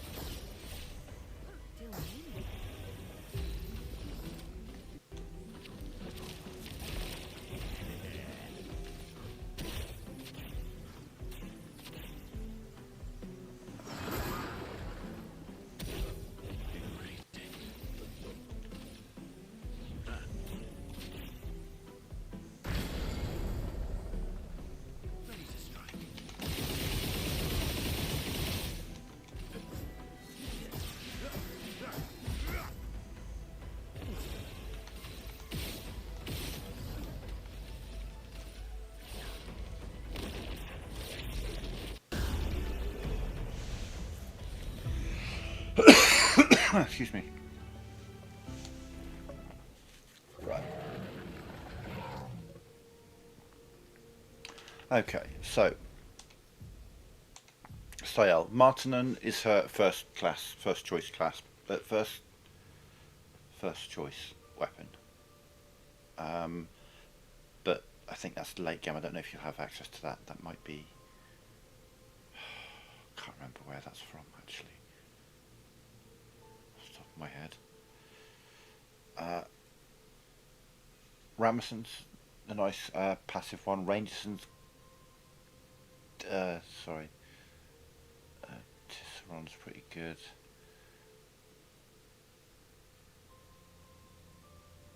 Ryderson's pretty good because you can apply buffs to everyone with it. Lucison's good because when an enemy dies it transfers the foretell to another enemy and your dark skills do 20% more damage. Where is it? Bergelon. It's a good one for applying burn is Bergelon.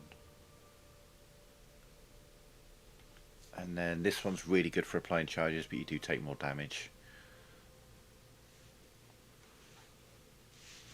Oh, you've got Hevelon, you've got Heverson. Decent, yeah. For Lune, Pochurim is a phenomenal weapon. You get that really early on. Obviously I've got her set up to do 4 base attacks, so she does a bunch of free aim shots, then she attacks and it gives her 4 light stains, which means that all of her spells are upgraded. Because you can consume light stains instead of other stains, so every spell is upgraded. Troubadim's a really good one for generating random stains to try and upgrade abilities, but you know, you're looking for a little bit of luck, but you do generate a stain with every shot. And also you do damage to more than one target with it. Same with Trebuchet, generate a random stain on free aim. Pretty decent. Because you can always fire 4 shots and then hit Mayhem to break an enemy. As long as you've got 4 stains, you can break an enemy. But bear in mind that Mayhem is based on the spells that you have on you, like the stains. So if you've got if you fire 4 shots, you get 2 earth, 1 ice, and 1 fire. Then Mayhem will do 2 earth, 1 ice, and 1 fire, but it still has a chance to break. My favourite weapon for him is Contorso. Though a lot of people swear by Corpso because you do apply a lot of burn with that. Same with Confuso. All of these 3 here. If it begins with CO, it's probably a really, really good weapon for him. Trebuchet, decent. Yeah, that'll get you through the game. So yeah, if it begins with CO, that's like top tier. Confuso, Contorso, Corpso. They're all really, really good.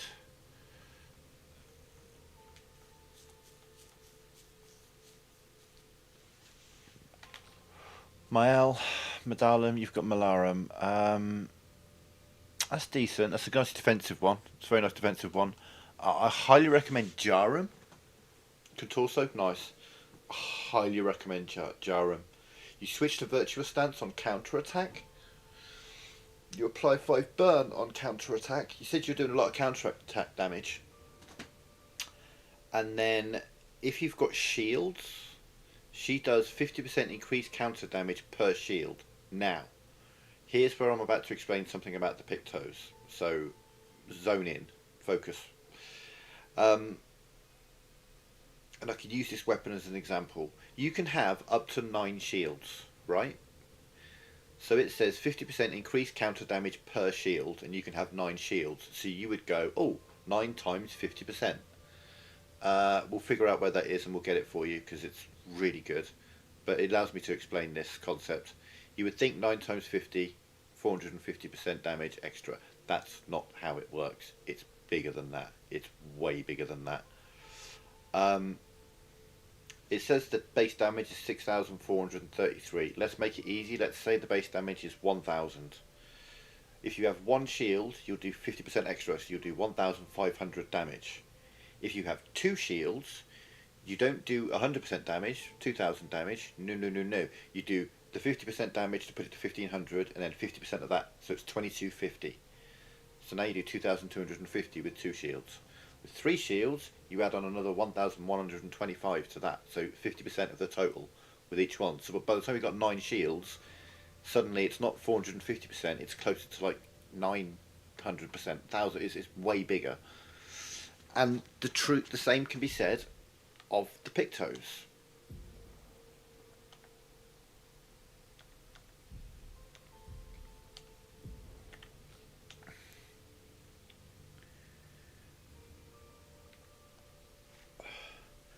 So you were saying about, is inverted affinity worth it? Yes, because it's 50% damage, and it's not a case if you add up all the multipliers and that's how much you do. They're all multiplied individually. So, you know, we talked about with 1 shield we were doing 1,500 damage, and with 2 shields 2,250 damage. Well, if I've got inverted affinity, you add 50% of that on top for the first 3 turns. And if I've got hang on, let me get to a screen where I can sort these by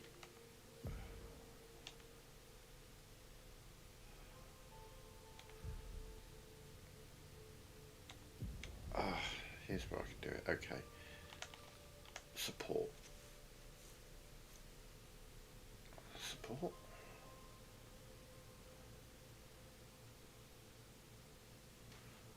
offensive.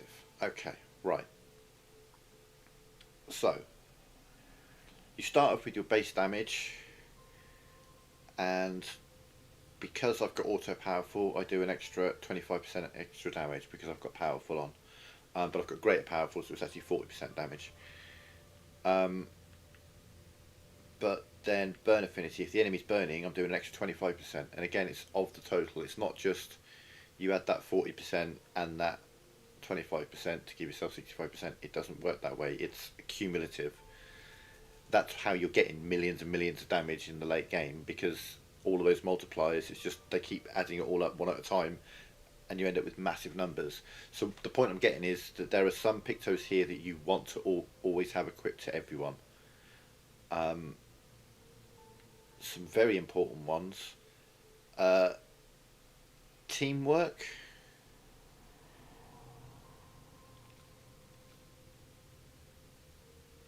Dead Energy 2. First Strike. And Sweet Kill.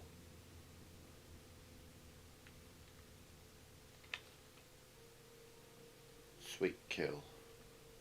Sweet Kill. Yeah, Sweet Kill, Teamwork, Dead Energy 2, and First Strike. Each of those, what it doesn't tell you, that says recover 50% health and killing an enemy. What it doesn't tell you is also 10% extra damage.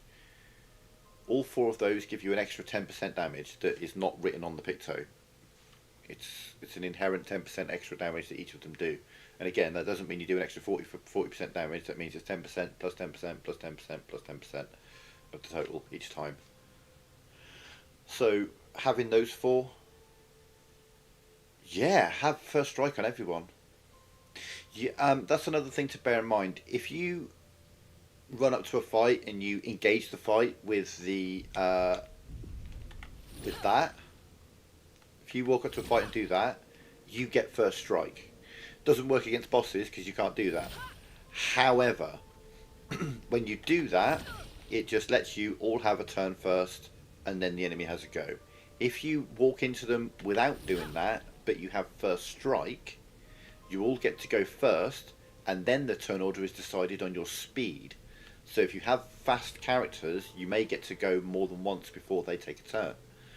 Whereas if you do that, it's just you all have a turn, and then it's their turn, and then it's sorted out by speed. But if you don't do that to start a fight, if you just walk into the fight but make sure everyone's got First Strike, then you're going to potentially, when you're faster than the enemy, you may get more than one turn before the enemy has a turn. You'll notice that I don't do that very often to start a fight. I just walk into the fight. That's because everybody has First Strike. So First Strike, Sweet Kill, Dead Energy 2, and Teamwork. Make sure everyone has all 4 of those equipped for a start. That's just the beginning. That's an inherent 10% each plus the abilities that you get. Sweet Kill means you heal at the end of a fight, so you don't need to use rest points and chroma elixirs so often. Dead Energy 2, anytime an enemy dies you gain 2 AP. If you have Dead Energy 1, then you know, another 2 AP. Teamwork has an inherent 10%, but also does 10% stated, so it's actually 10% plus 10%, which works out at 21% if everyone's still alive.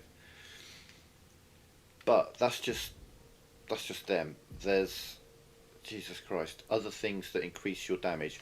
Warming up. Tainted. We've all got Rush, Powerful and Shell. We start the fight with it. That's an extra 15% each for each one, and that works like the shields. It's not 15, 30, 45, it's 15 plus 15% of the total, plus 15% of the total. Oh, was that inverted affinity? Plus 15% of the total. Do you know what I mean? So that racks it up even higher. Tainted is a great thing to have. It only costs 3 AP to have it equipped. Always make sure to have Solo Fighter and Last Stand Critical equipped, so that if someone ends up the last one in the fight, they get much, and I mean much, stronger. I'm just trying to think of the ones that do damage specifically, actually, that increase your overall damage.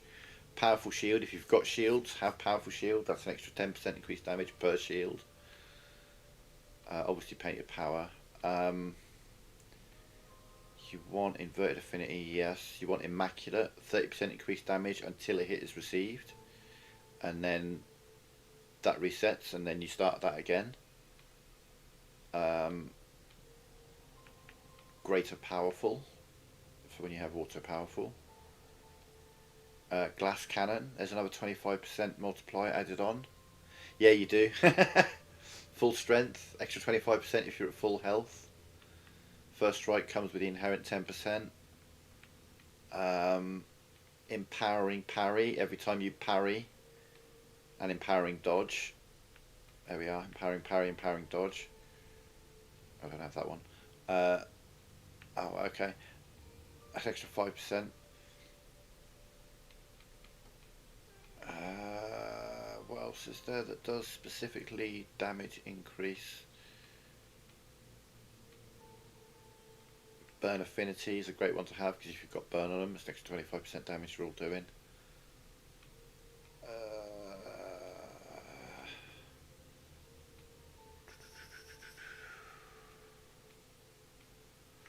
Yeah, I mean, there's a lot of things you can do that just increase your damage. So you would, like, with your machine gunner, for example, obviously your machine gunner is one that you might have to put more Lumina points in than everyone else. So you would equip Cheetah and Energy Master and Second Chance on them, because they cost like 40 each. So there's 120 Lumina points that would be equipped directly to them.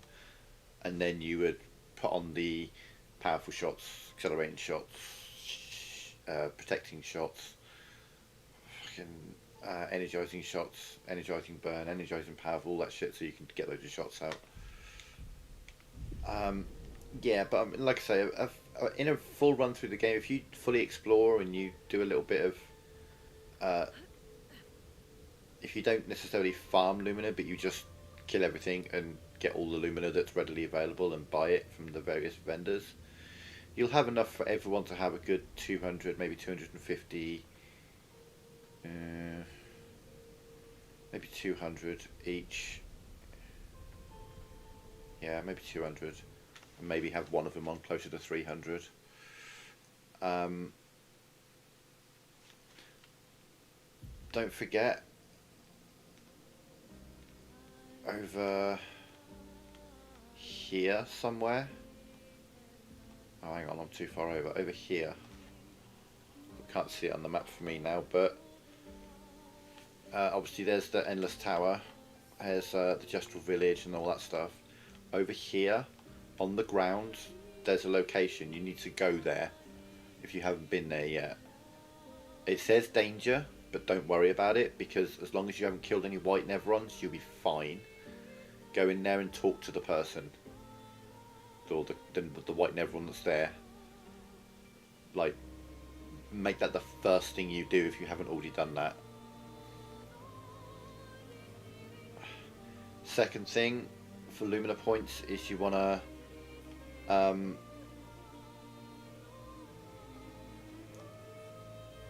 speak to SGA enough times so that he can do the underwater thing and you can pick up the little pockets of Lumina that are all over the water, all over the map. There's loads of them. There's like 10 of them and they're worth 5 each.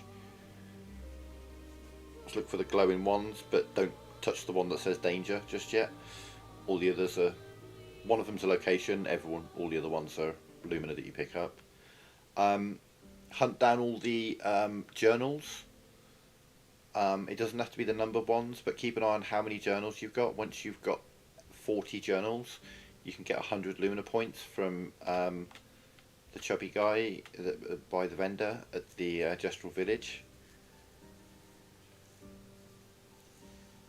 So between those three, the Gestural Village, the place over here, and the stuff in the water, that's like 250 Lumina points you can pick up right there. It doesn't have to be the numbered journals. There are other journals like the ones you pick up in the manor and stuff. That's what I was saying. Just count how many journals you've got and then have a look round till you've got 40. But yeah, and then once you feel you're strong enough to take on the chromatic dance use, old Lumina, you can farm Lumina points there. Just don't kill the one in the middle.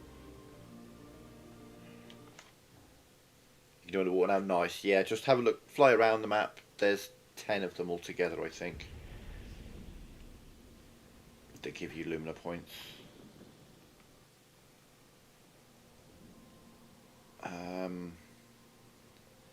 And then, yeah, like I say, old Lumiere, go back there. That one walking around with the black hole behind her. Just don't kill her. Just stay low as long as you can. Kill the ones on either side. And just counter her gradients or something. And dodge everything else.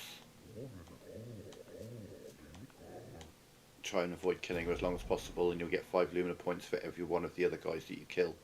You can spend like half an hour in that fight and walk away with 300, 400 Lumina points. So it's absolutely worth doing.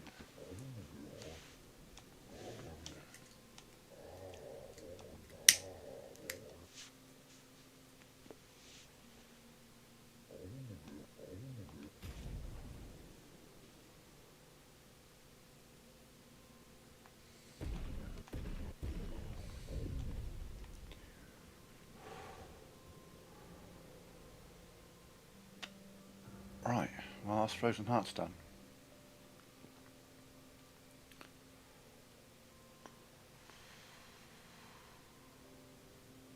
Which means we can put Mile back in the... See, when Mile's in the party, the temptation is to just gomage an enemy away every now and again.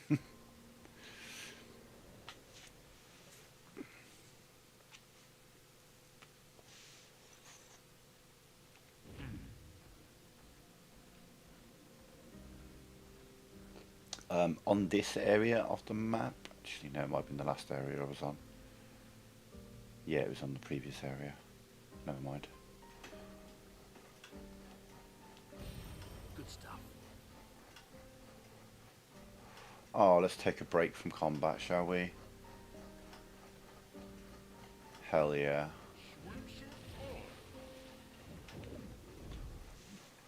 Tell you a funny story about this place from my first playthrough. I got up to a certain point. I've been trying it for ages and I gave up in the end, so I was like, I'll come back later and do it. And yeah, let me show you where I gave up the first time.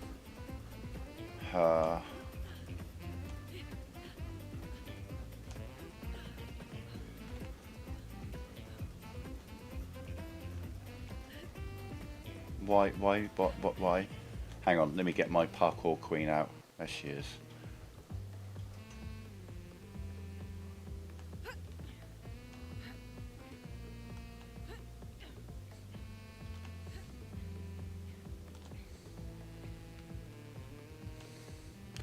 What?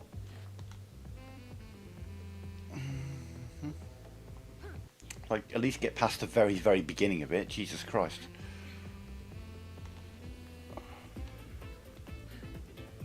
What the fuck? Why aren't you jumping onto that?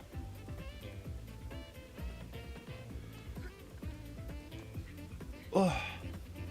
I'm at the very, very beginning. I've completed this so many times. I don't understand why she's not making the first fucking jump. Thank you.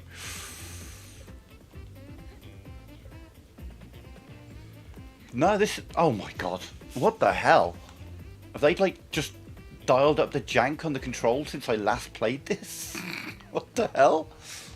She's, like, not making jumps that she should be making.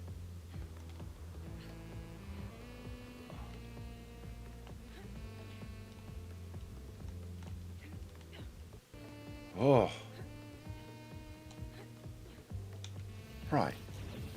Let's get past the fucking minor first bit. Jesus. Unacceptable.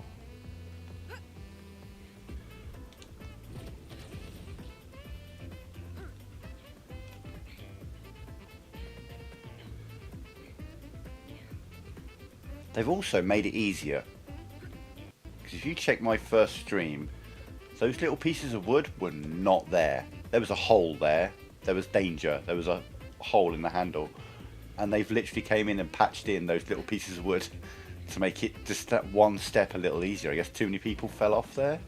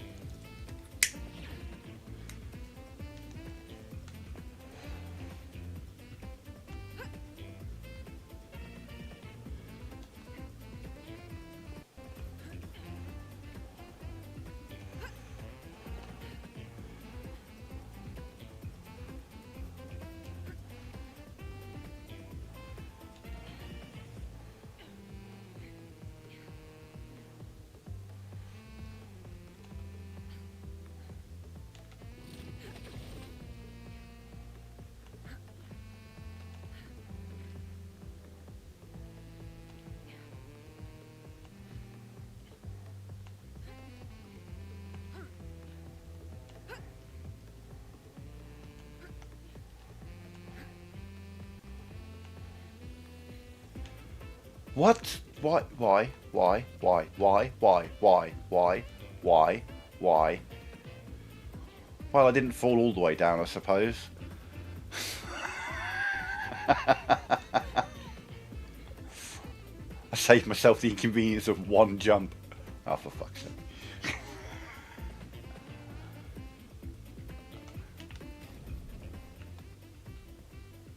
Maybe it's because you're not in your parkour outfit. That's what it is.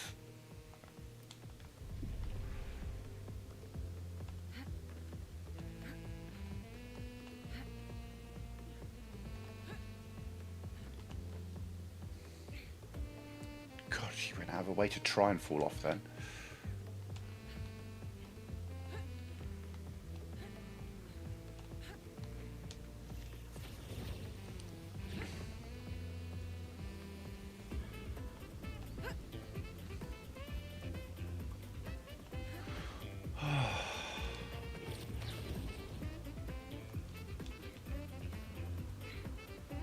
I mean, I've ever fallen off from that point where I fell off a minute ago.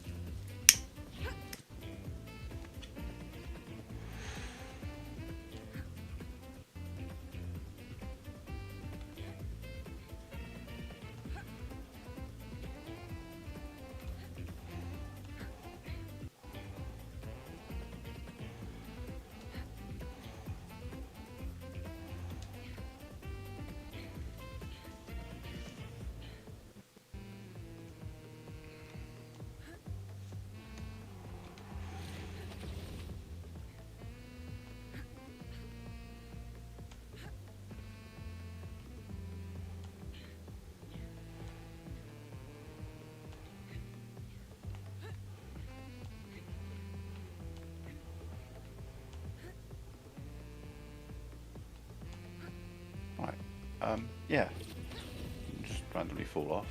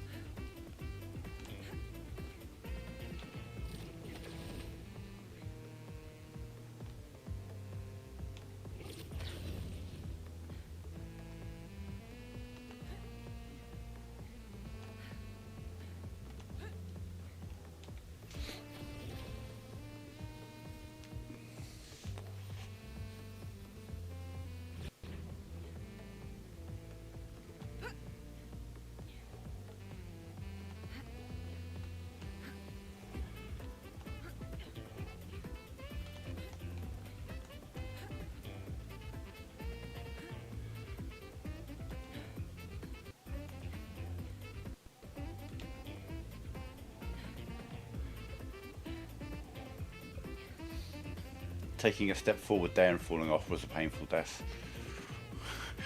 Or failure.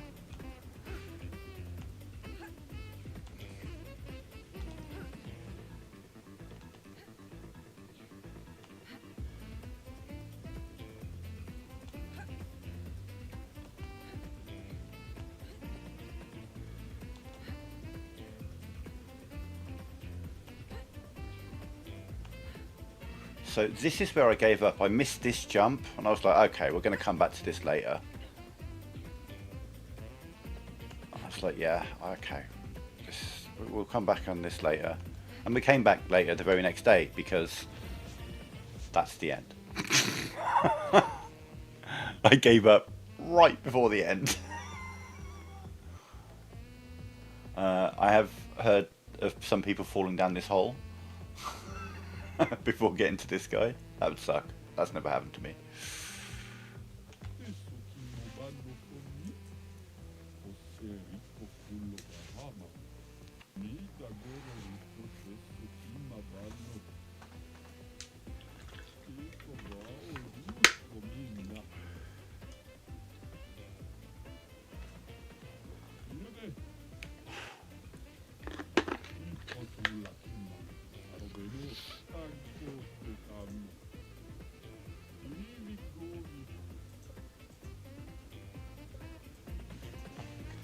Right, well, I mean, anyone can play only up.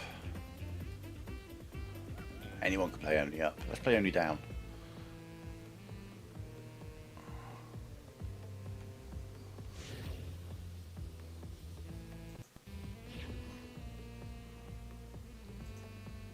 There's a few.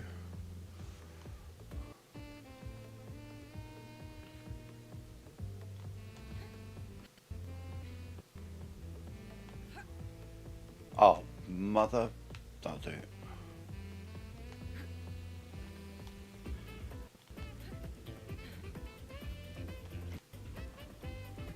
Yeah, anyone can play only up. Just play only down.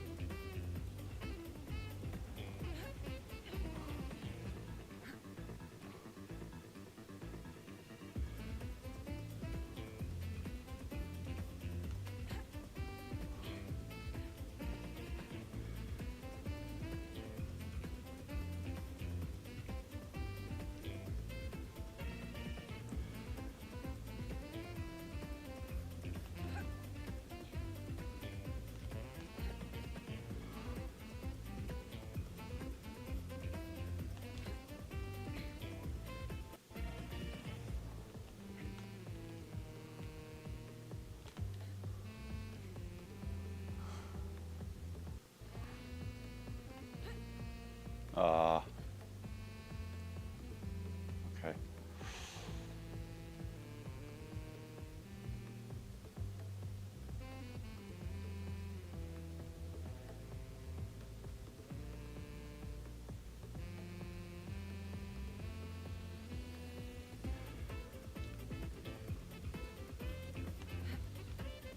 It's there. Okay.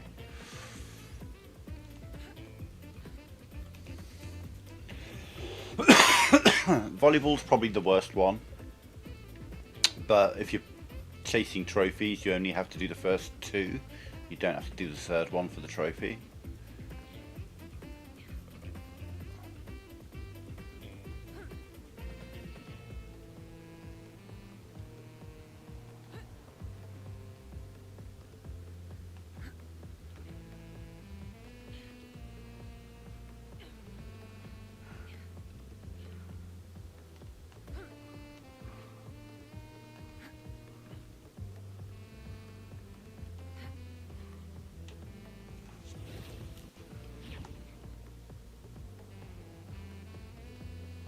Ah, oh well. Oh, nice. Yeah, that one sucked. The volleyball.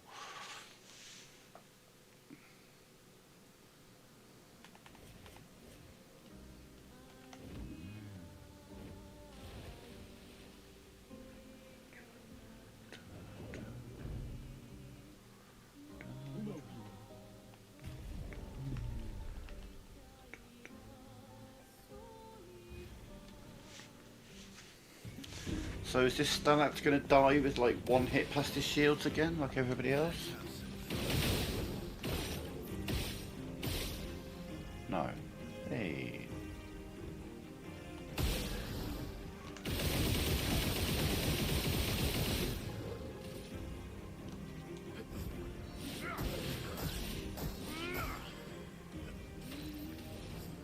I see. Time to strike. Show me what you can do.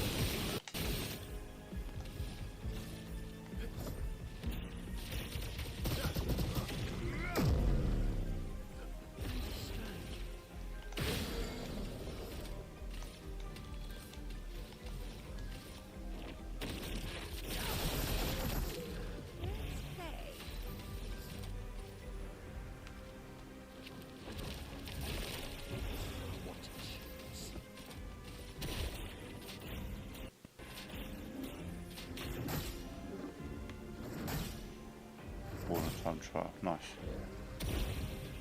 Energized.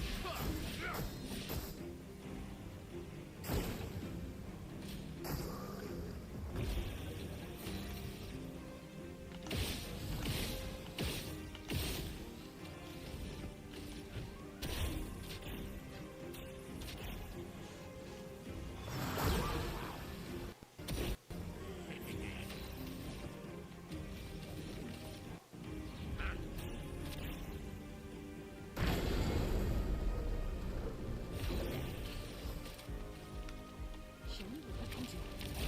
Okay.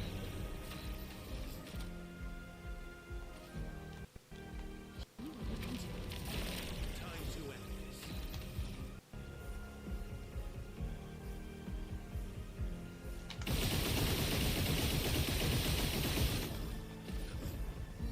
Favorite part.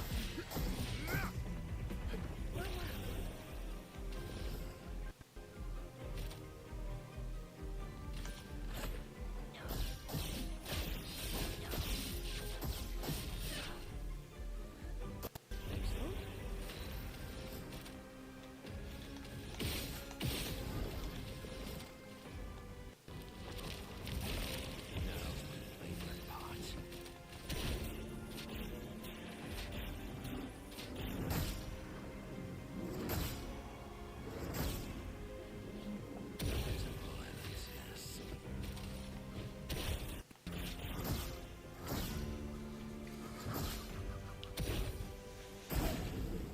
Let's have some fun.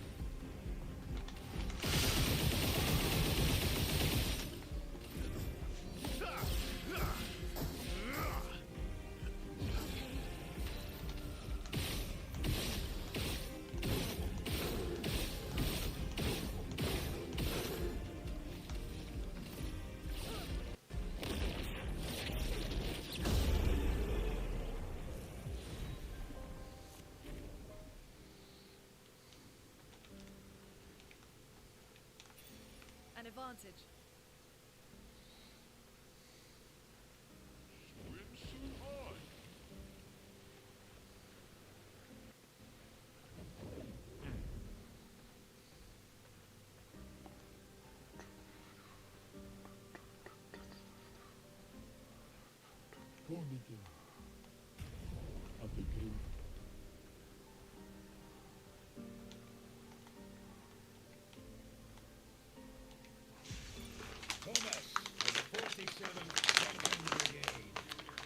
Okay, I think we're going to fight this Burgeon and then we're going to call it for today.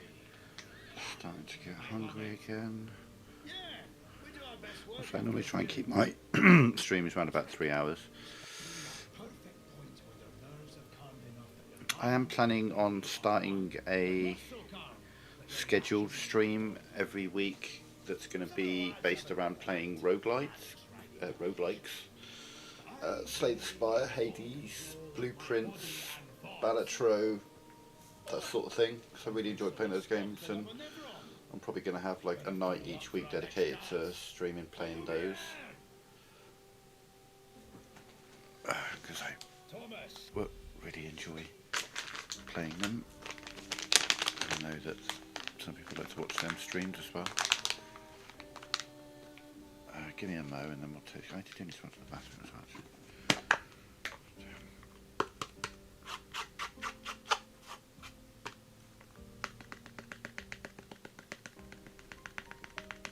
Oh yeah, Monoko.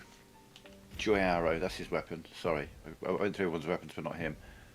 Yeah, Joy Arrow. I think you get that from Ancient Knight Sanctuary. But until you get that, this is a great one, Bolaro. It's light based. It changes the order of it reverses the order of the bestial wheel. But if you use an upgraded skill, you give AP to allies. When you go into Almighty Mask, you give AP to allies, which is a great ability to have. Fragaro's his shooting one. Anaro is pretty good as well. Increased break damage, switch to a Mighty Mask. Sadaro is also very good, 30% increased damage per upgraded skill used, resets on using a non-upgraded skill. So yeah, probably Joy Arrow and then Side Arrow and then an arrow for me personally. Jaram, let me remember where we get Jaram from.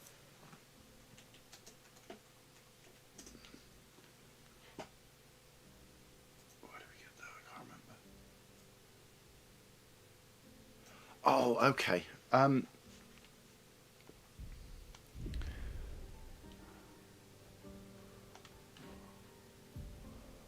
Remember? Okay, so over here, there's that chromatic jar. He's the guy who's got the big stick with a light on the top of it, and he spins it around. If you can beat him, and I highly advise just shooting the shit out of his glowing lamp. He's got Jaram. You need to kill him, but he's right there. Here's the starting area. Obviously, Spring Meadows, Flying Waters. He's on this little island here, just on this little beach.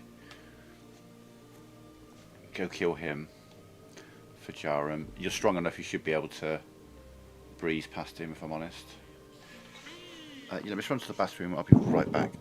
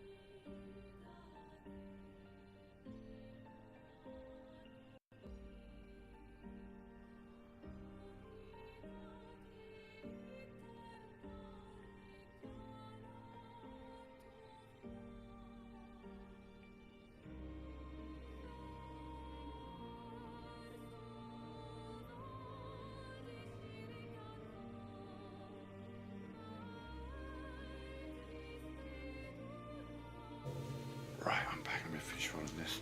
Oh shit, do you know what? I almost forgot.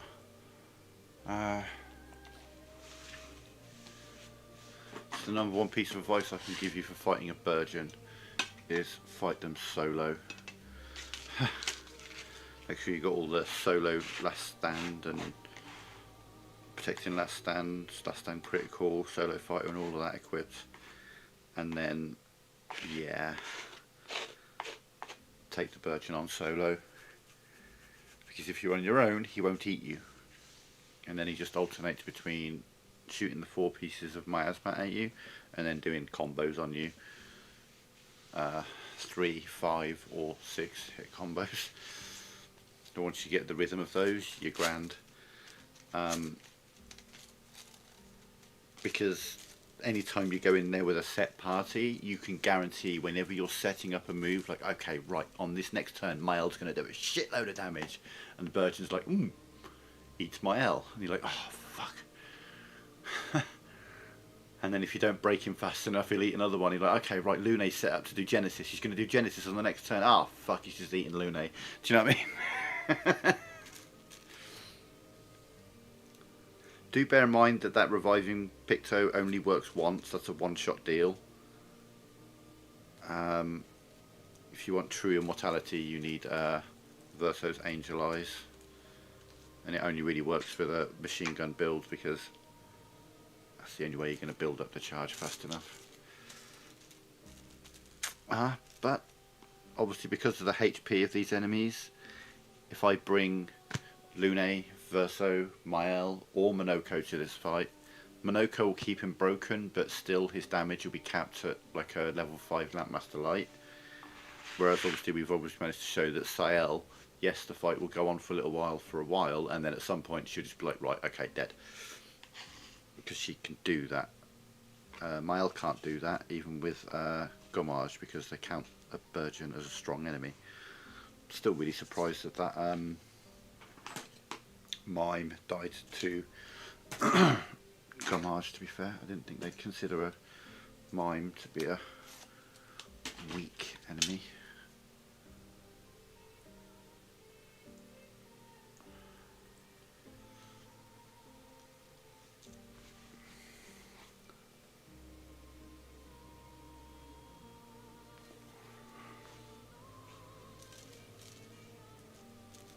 So yeah, I would say what you want to do, like, kind of like the reverse order, I guess, to do things. So like the things to leave last. Renmar's Drafts is last. That's the last thing you do. You may even want to complete the story, maybe up the enemy health a little bit, because they are very, very weak in Lumiere. They're set up to face like a level 50 team, so you'll blaze through them. Otherwise, but it's up to you. Obviously, if you find you're just cutting through them too easy, just increase their health a little bit, or limit your damage to 999 or even 9999. Then probably the last few floors of the Endless Tower and the Flying Manor. I generally leave them. I generally do the Flying Manor before the Endless Tower, because it's got some useful things in there to get you through the Endless Tower. So yeah, Renmar's Drafts last, Endless Tower before that, Flying Manor before that, the Painting Workshops and Dark Shores and the Chosen Path, not the Chosen Path, Sunless Cliffs. I do them all fairly soon. Have you done Falling Leaves? Which is... Oh, I didn't mean to go to camp. Damn it. That's not what I meant to do. No, stop it. I pushed the wrong D-pad button. I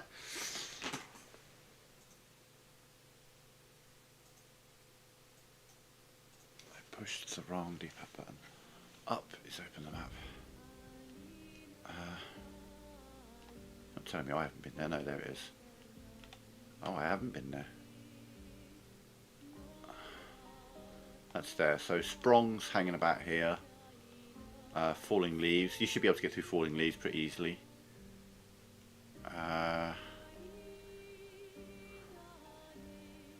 You've done the Reacher, you've done Frozen Hearts. Like I say, if you've done Frozen Hearts, then Falling Leaves will be easy. You should be able to go to Dark Shores and grind some XP and all that kind of shit there if you need to. And Lumina points and Grandiose Chroma Catalyst.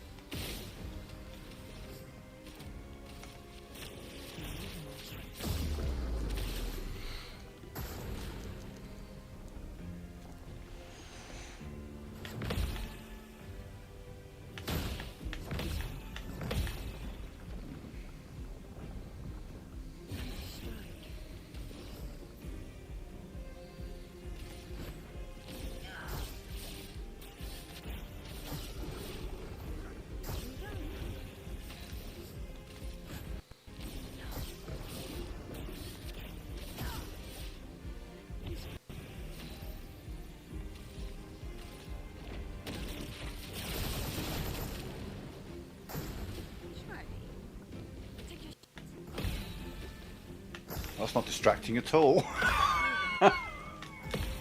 Fuck me. Okay, so we're exhausted. Lovely.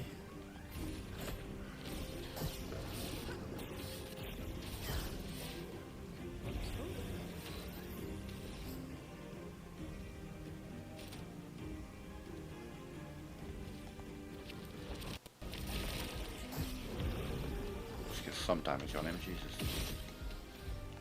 Can we mark him?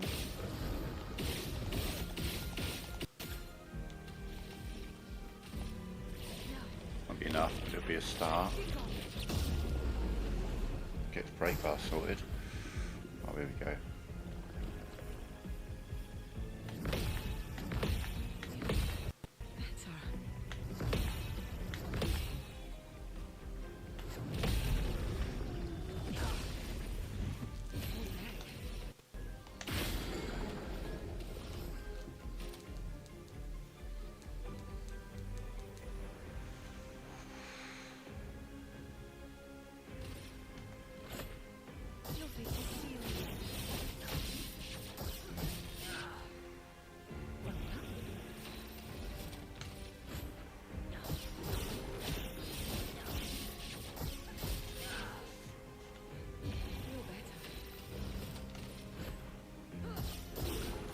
So we're going to do this like, oh, I don't know, there's 3 times in a row, maybe 20 times, I don't know.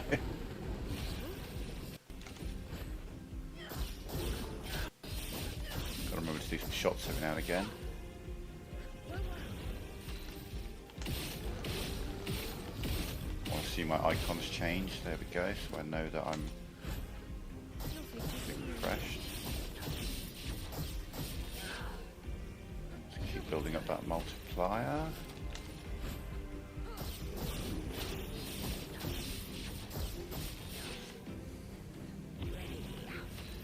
End the stream on a massive hit.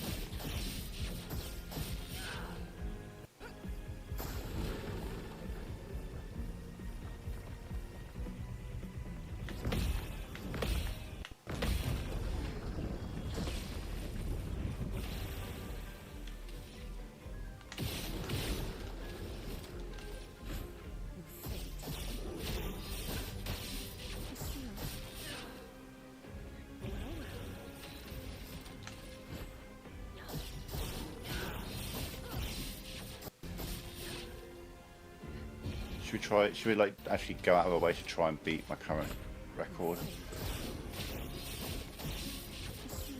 Essentially, it's how many times do I want to do this before I unleash?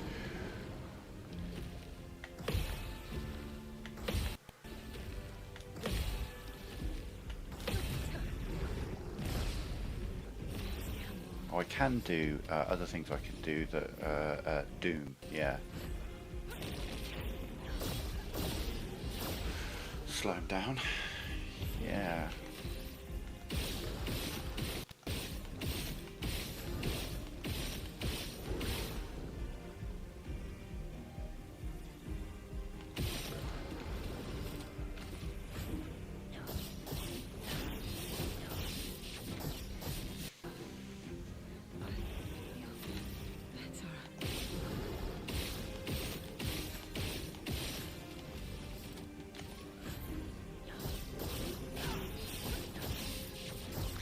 That puts us up to 30. The most I've gone up to is like 50.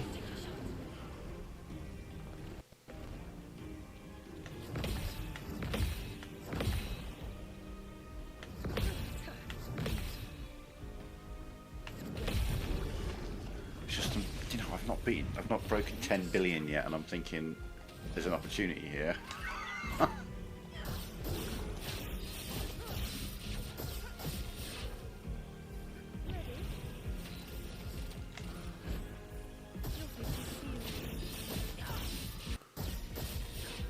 bear with me. Give me a few minutes. Let's just get this Your fate is sealed.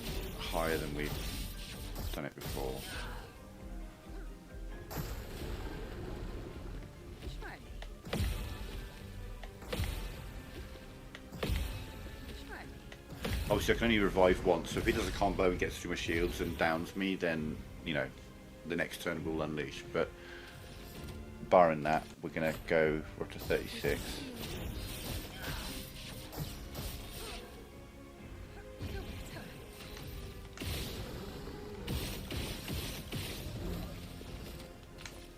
38. So 40, that's 1,000% damage. That puts me at 1,000. So, I mean, Your fate is sealed. why not go higher?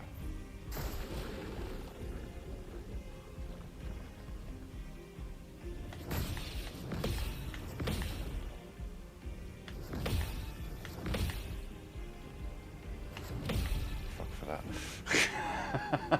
So I was about to like, oh shit. Right, so now we do the Doom again to slow him down. Greater slow, greater powerless, greater defenseless. And continuous sealed fate. The reason we're using sealed fate is it's not consuming the foretell.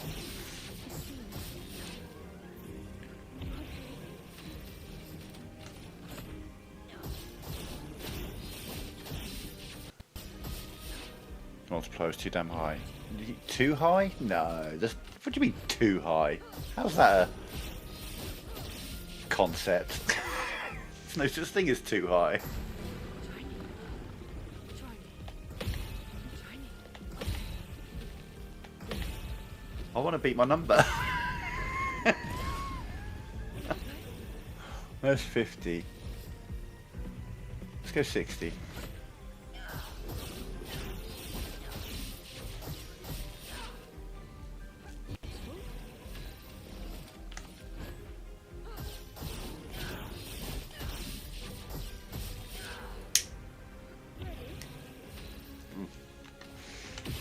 Clock's running out.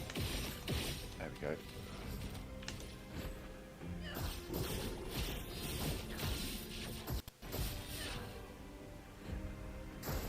Take your shot. Oh, this is the combo that's going to get me if any does. Especially if I get a bit of lag.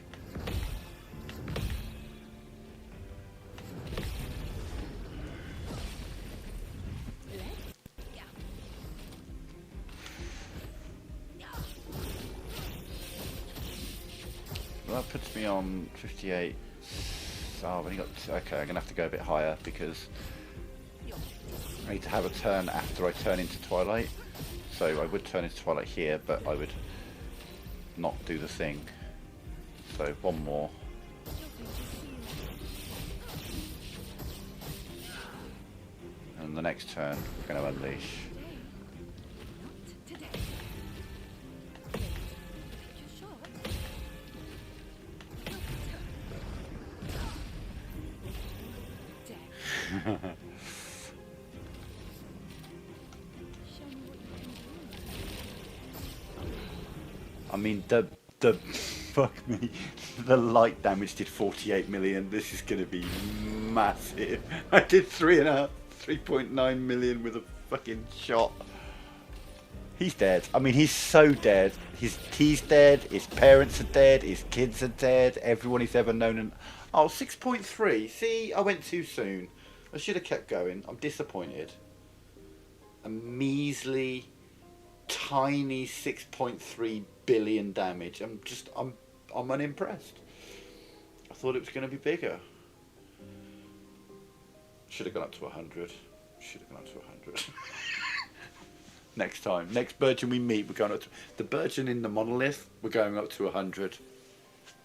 I'm saying it now. Going up to 100. We're getting that 10 billion. I want those 3, 6, 9, 10, 11 digits. Well, that will help. Boo. 6.3 million.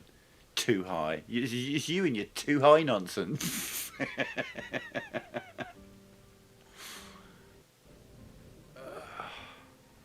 Excuse me, coming through. Just wanna squeeze. No, okay.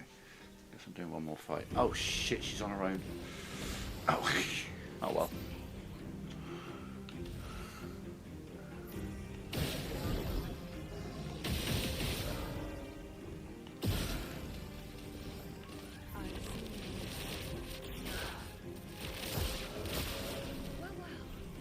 This should be a fun fight doing this solo. Oh no, not yet, not yet, not yet.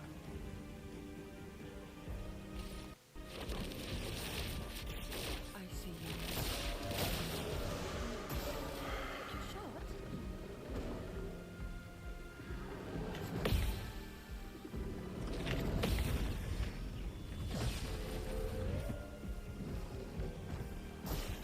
Not today.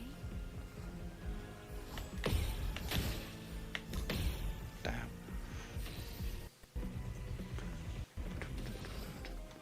That was a friend.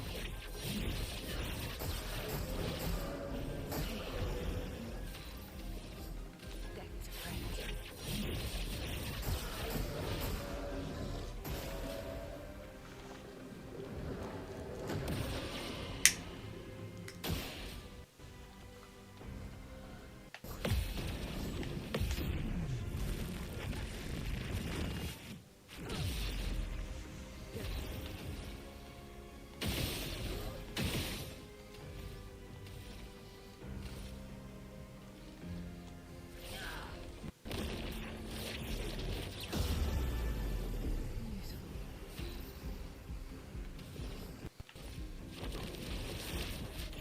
I see you.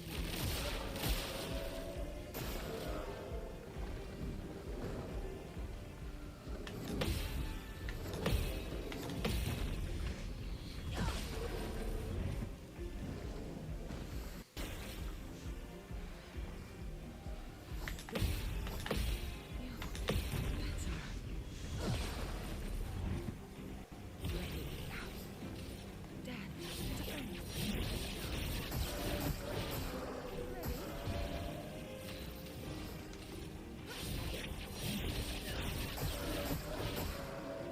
Take your shot.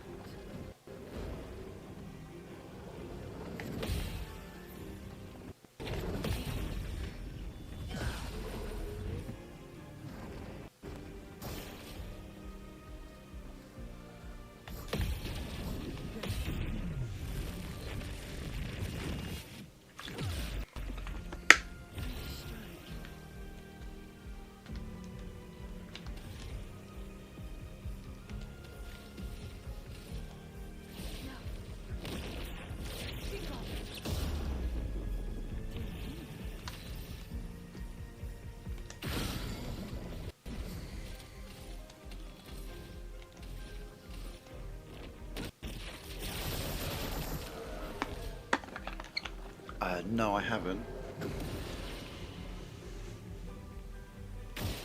Take your shot. That was a friend.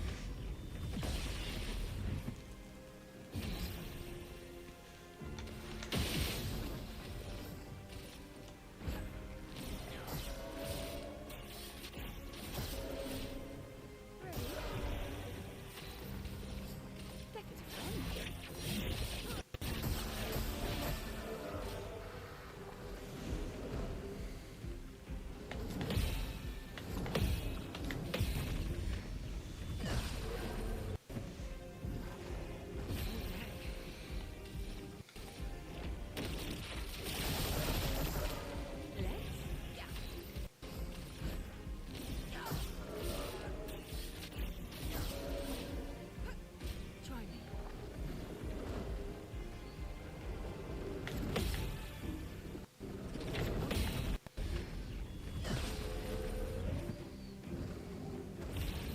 Deck.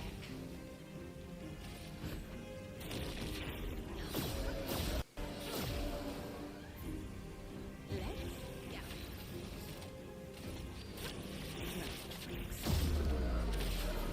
No.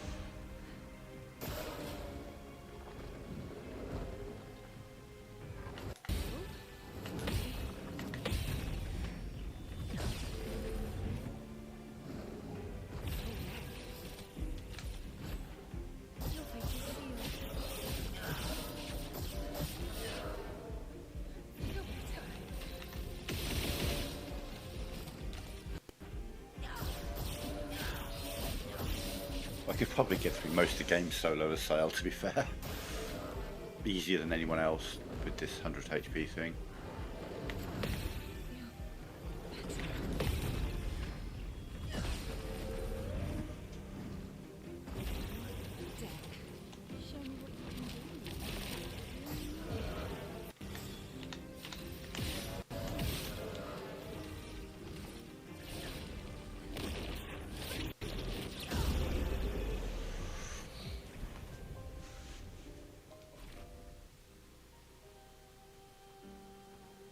That's it, no one else can do that. Like, Mile can remove them if the game classes them as weak. So, Mile could have probably finished that fight faster, to be fair.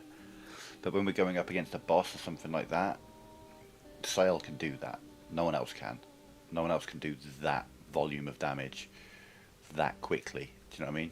I mean, it wasn't that quick, but it was quick enough for an enemy that's as tanky as that. Yeah, we're going to camp here. Let's chuck some Lumina points on people. Because they simply don't have enough. Okay, you were one behind, weren't you? 35.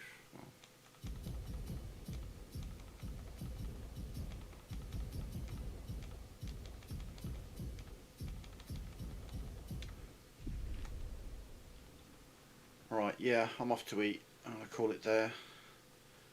Thanks for watching. We'll be back tomorrow with some more.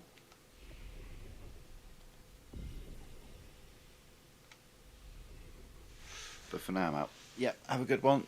Thanks for watching, and bye for now. You have a good night.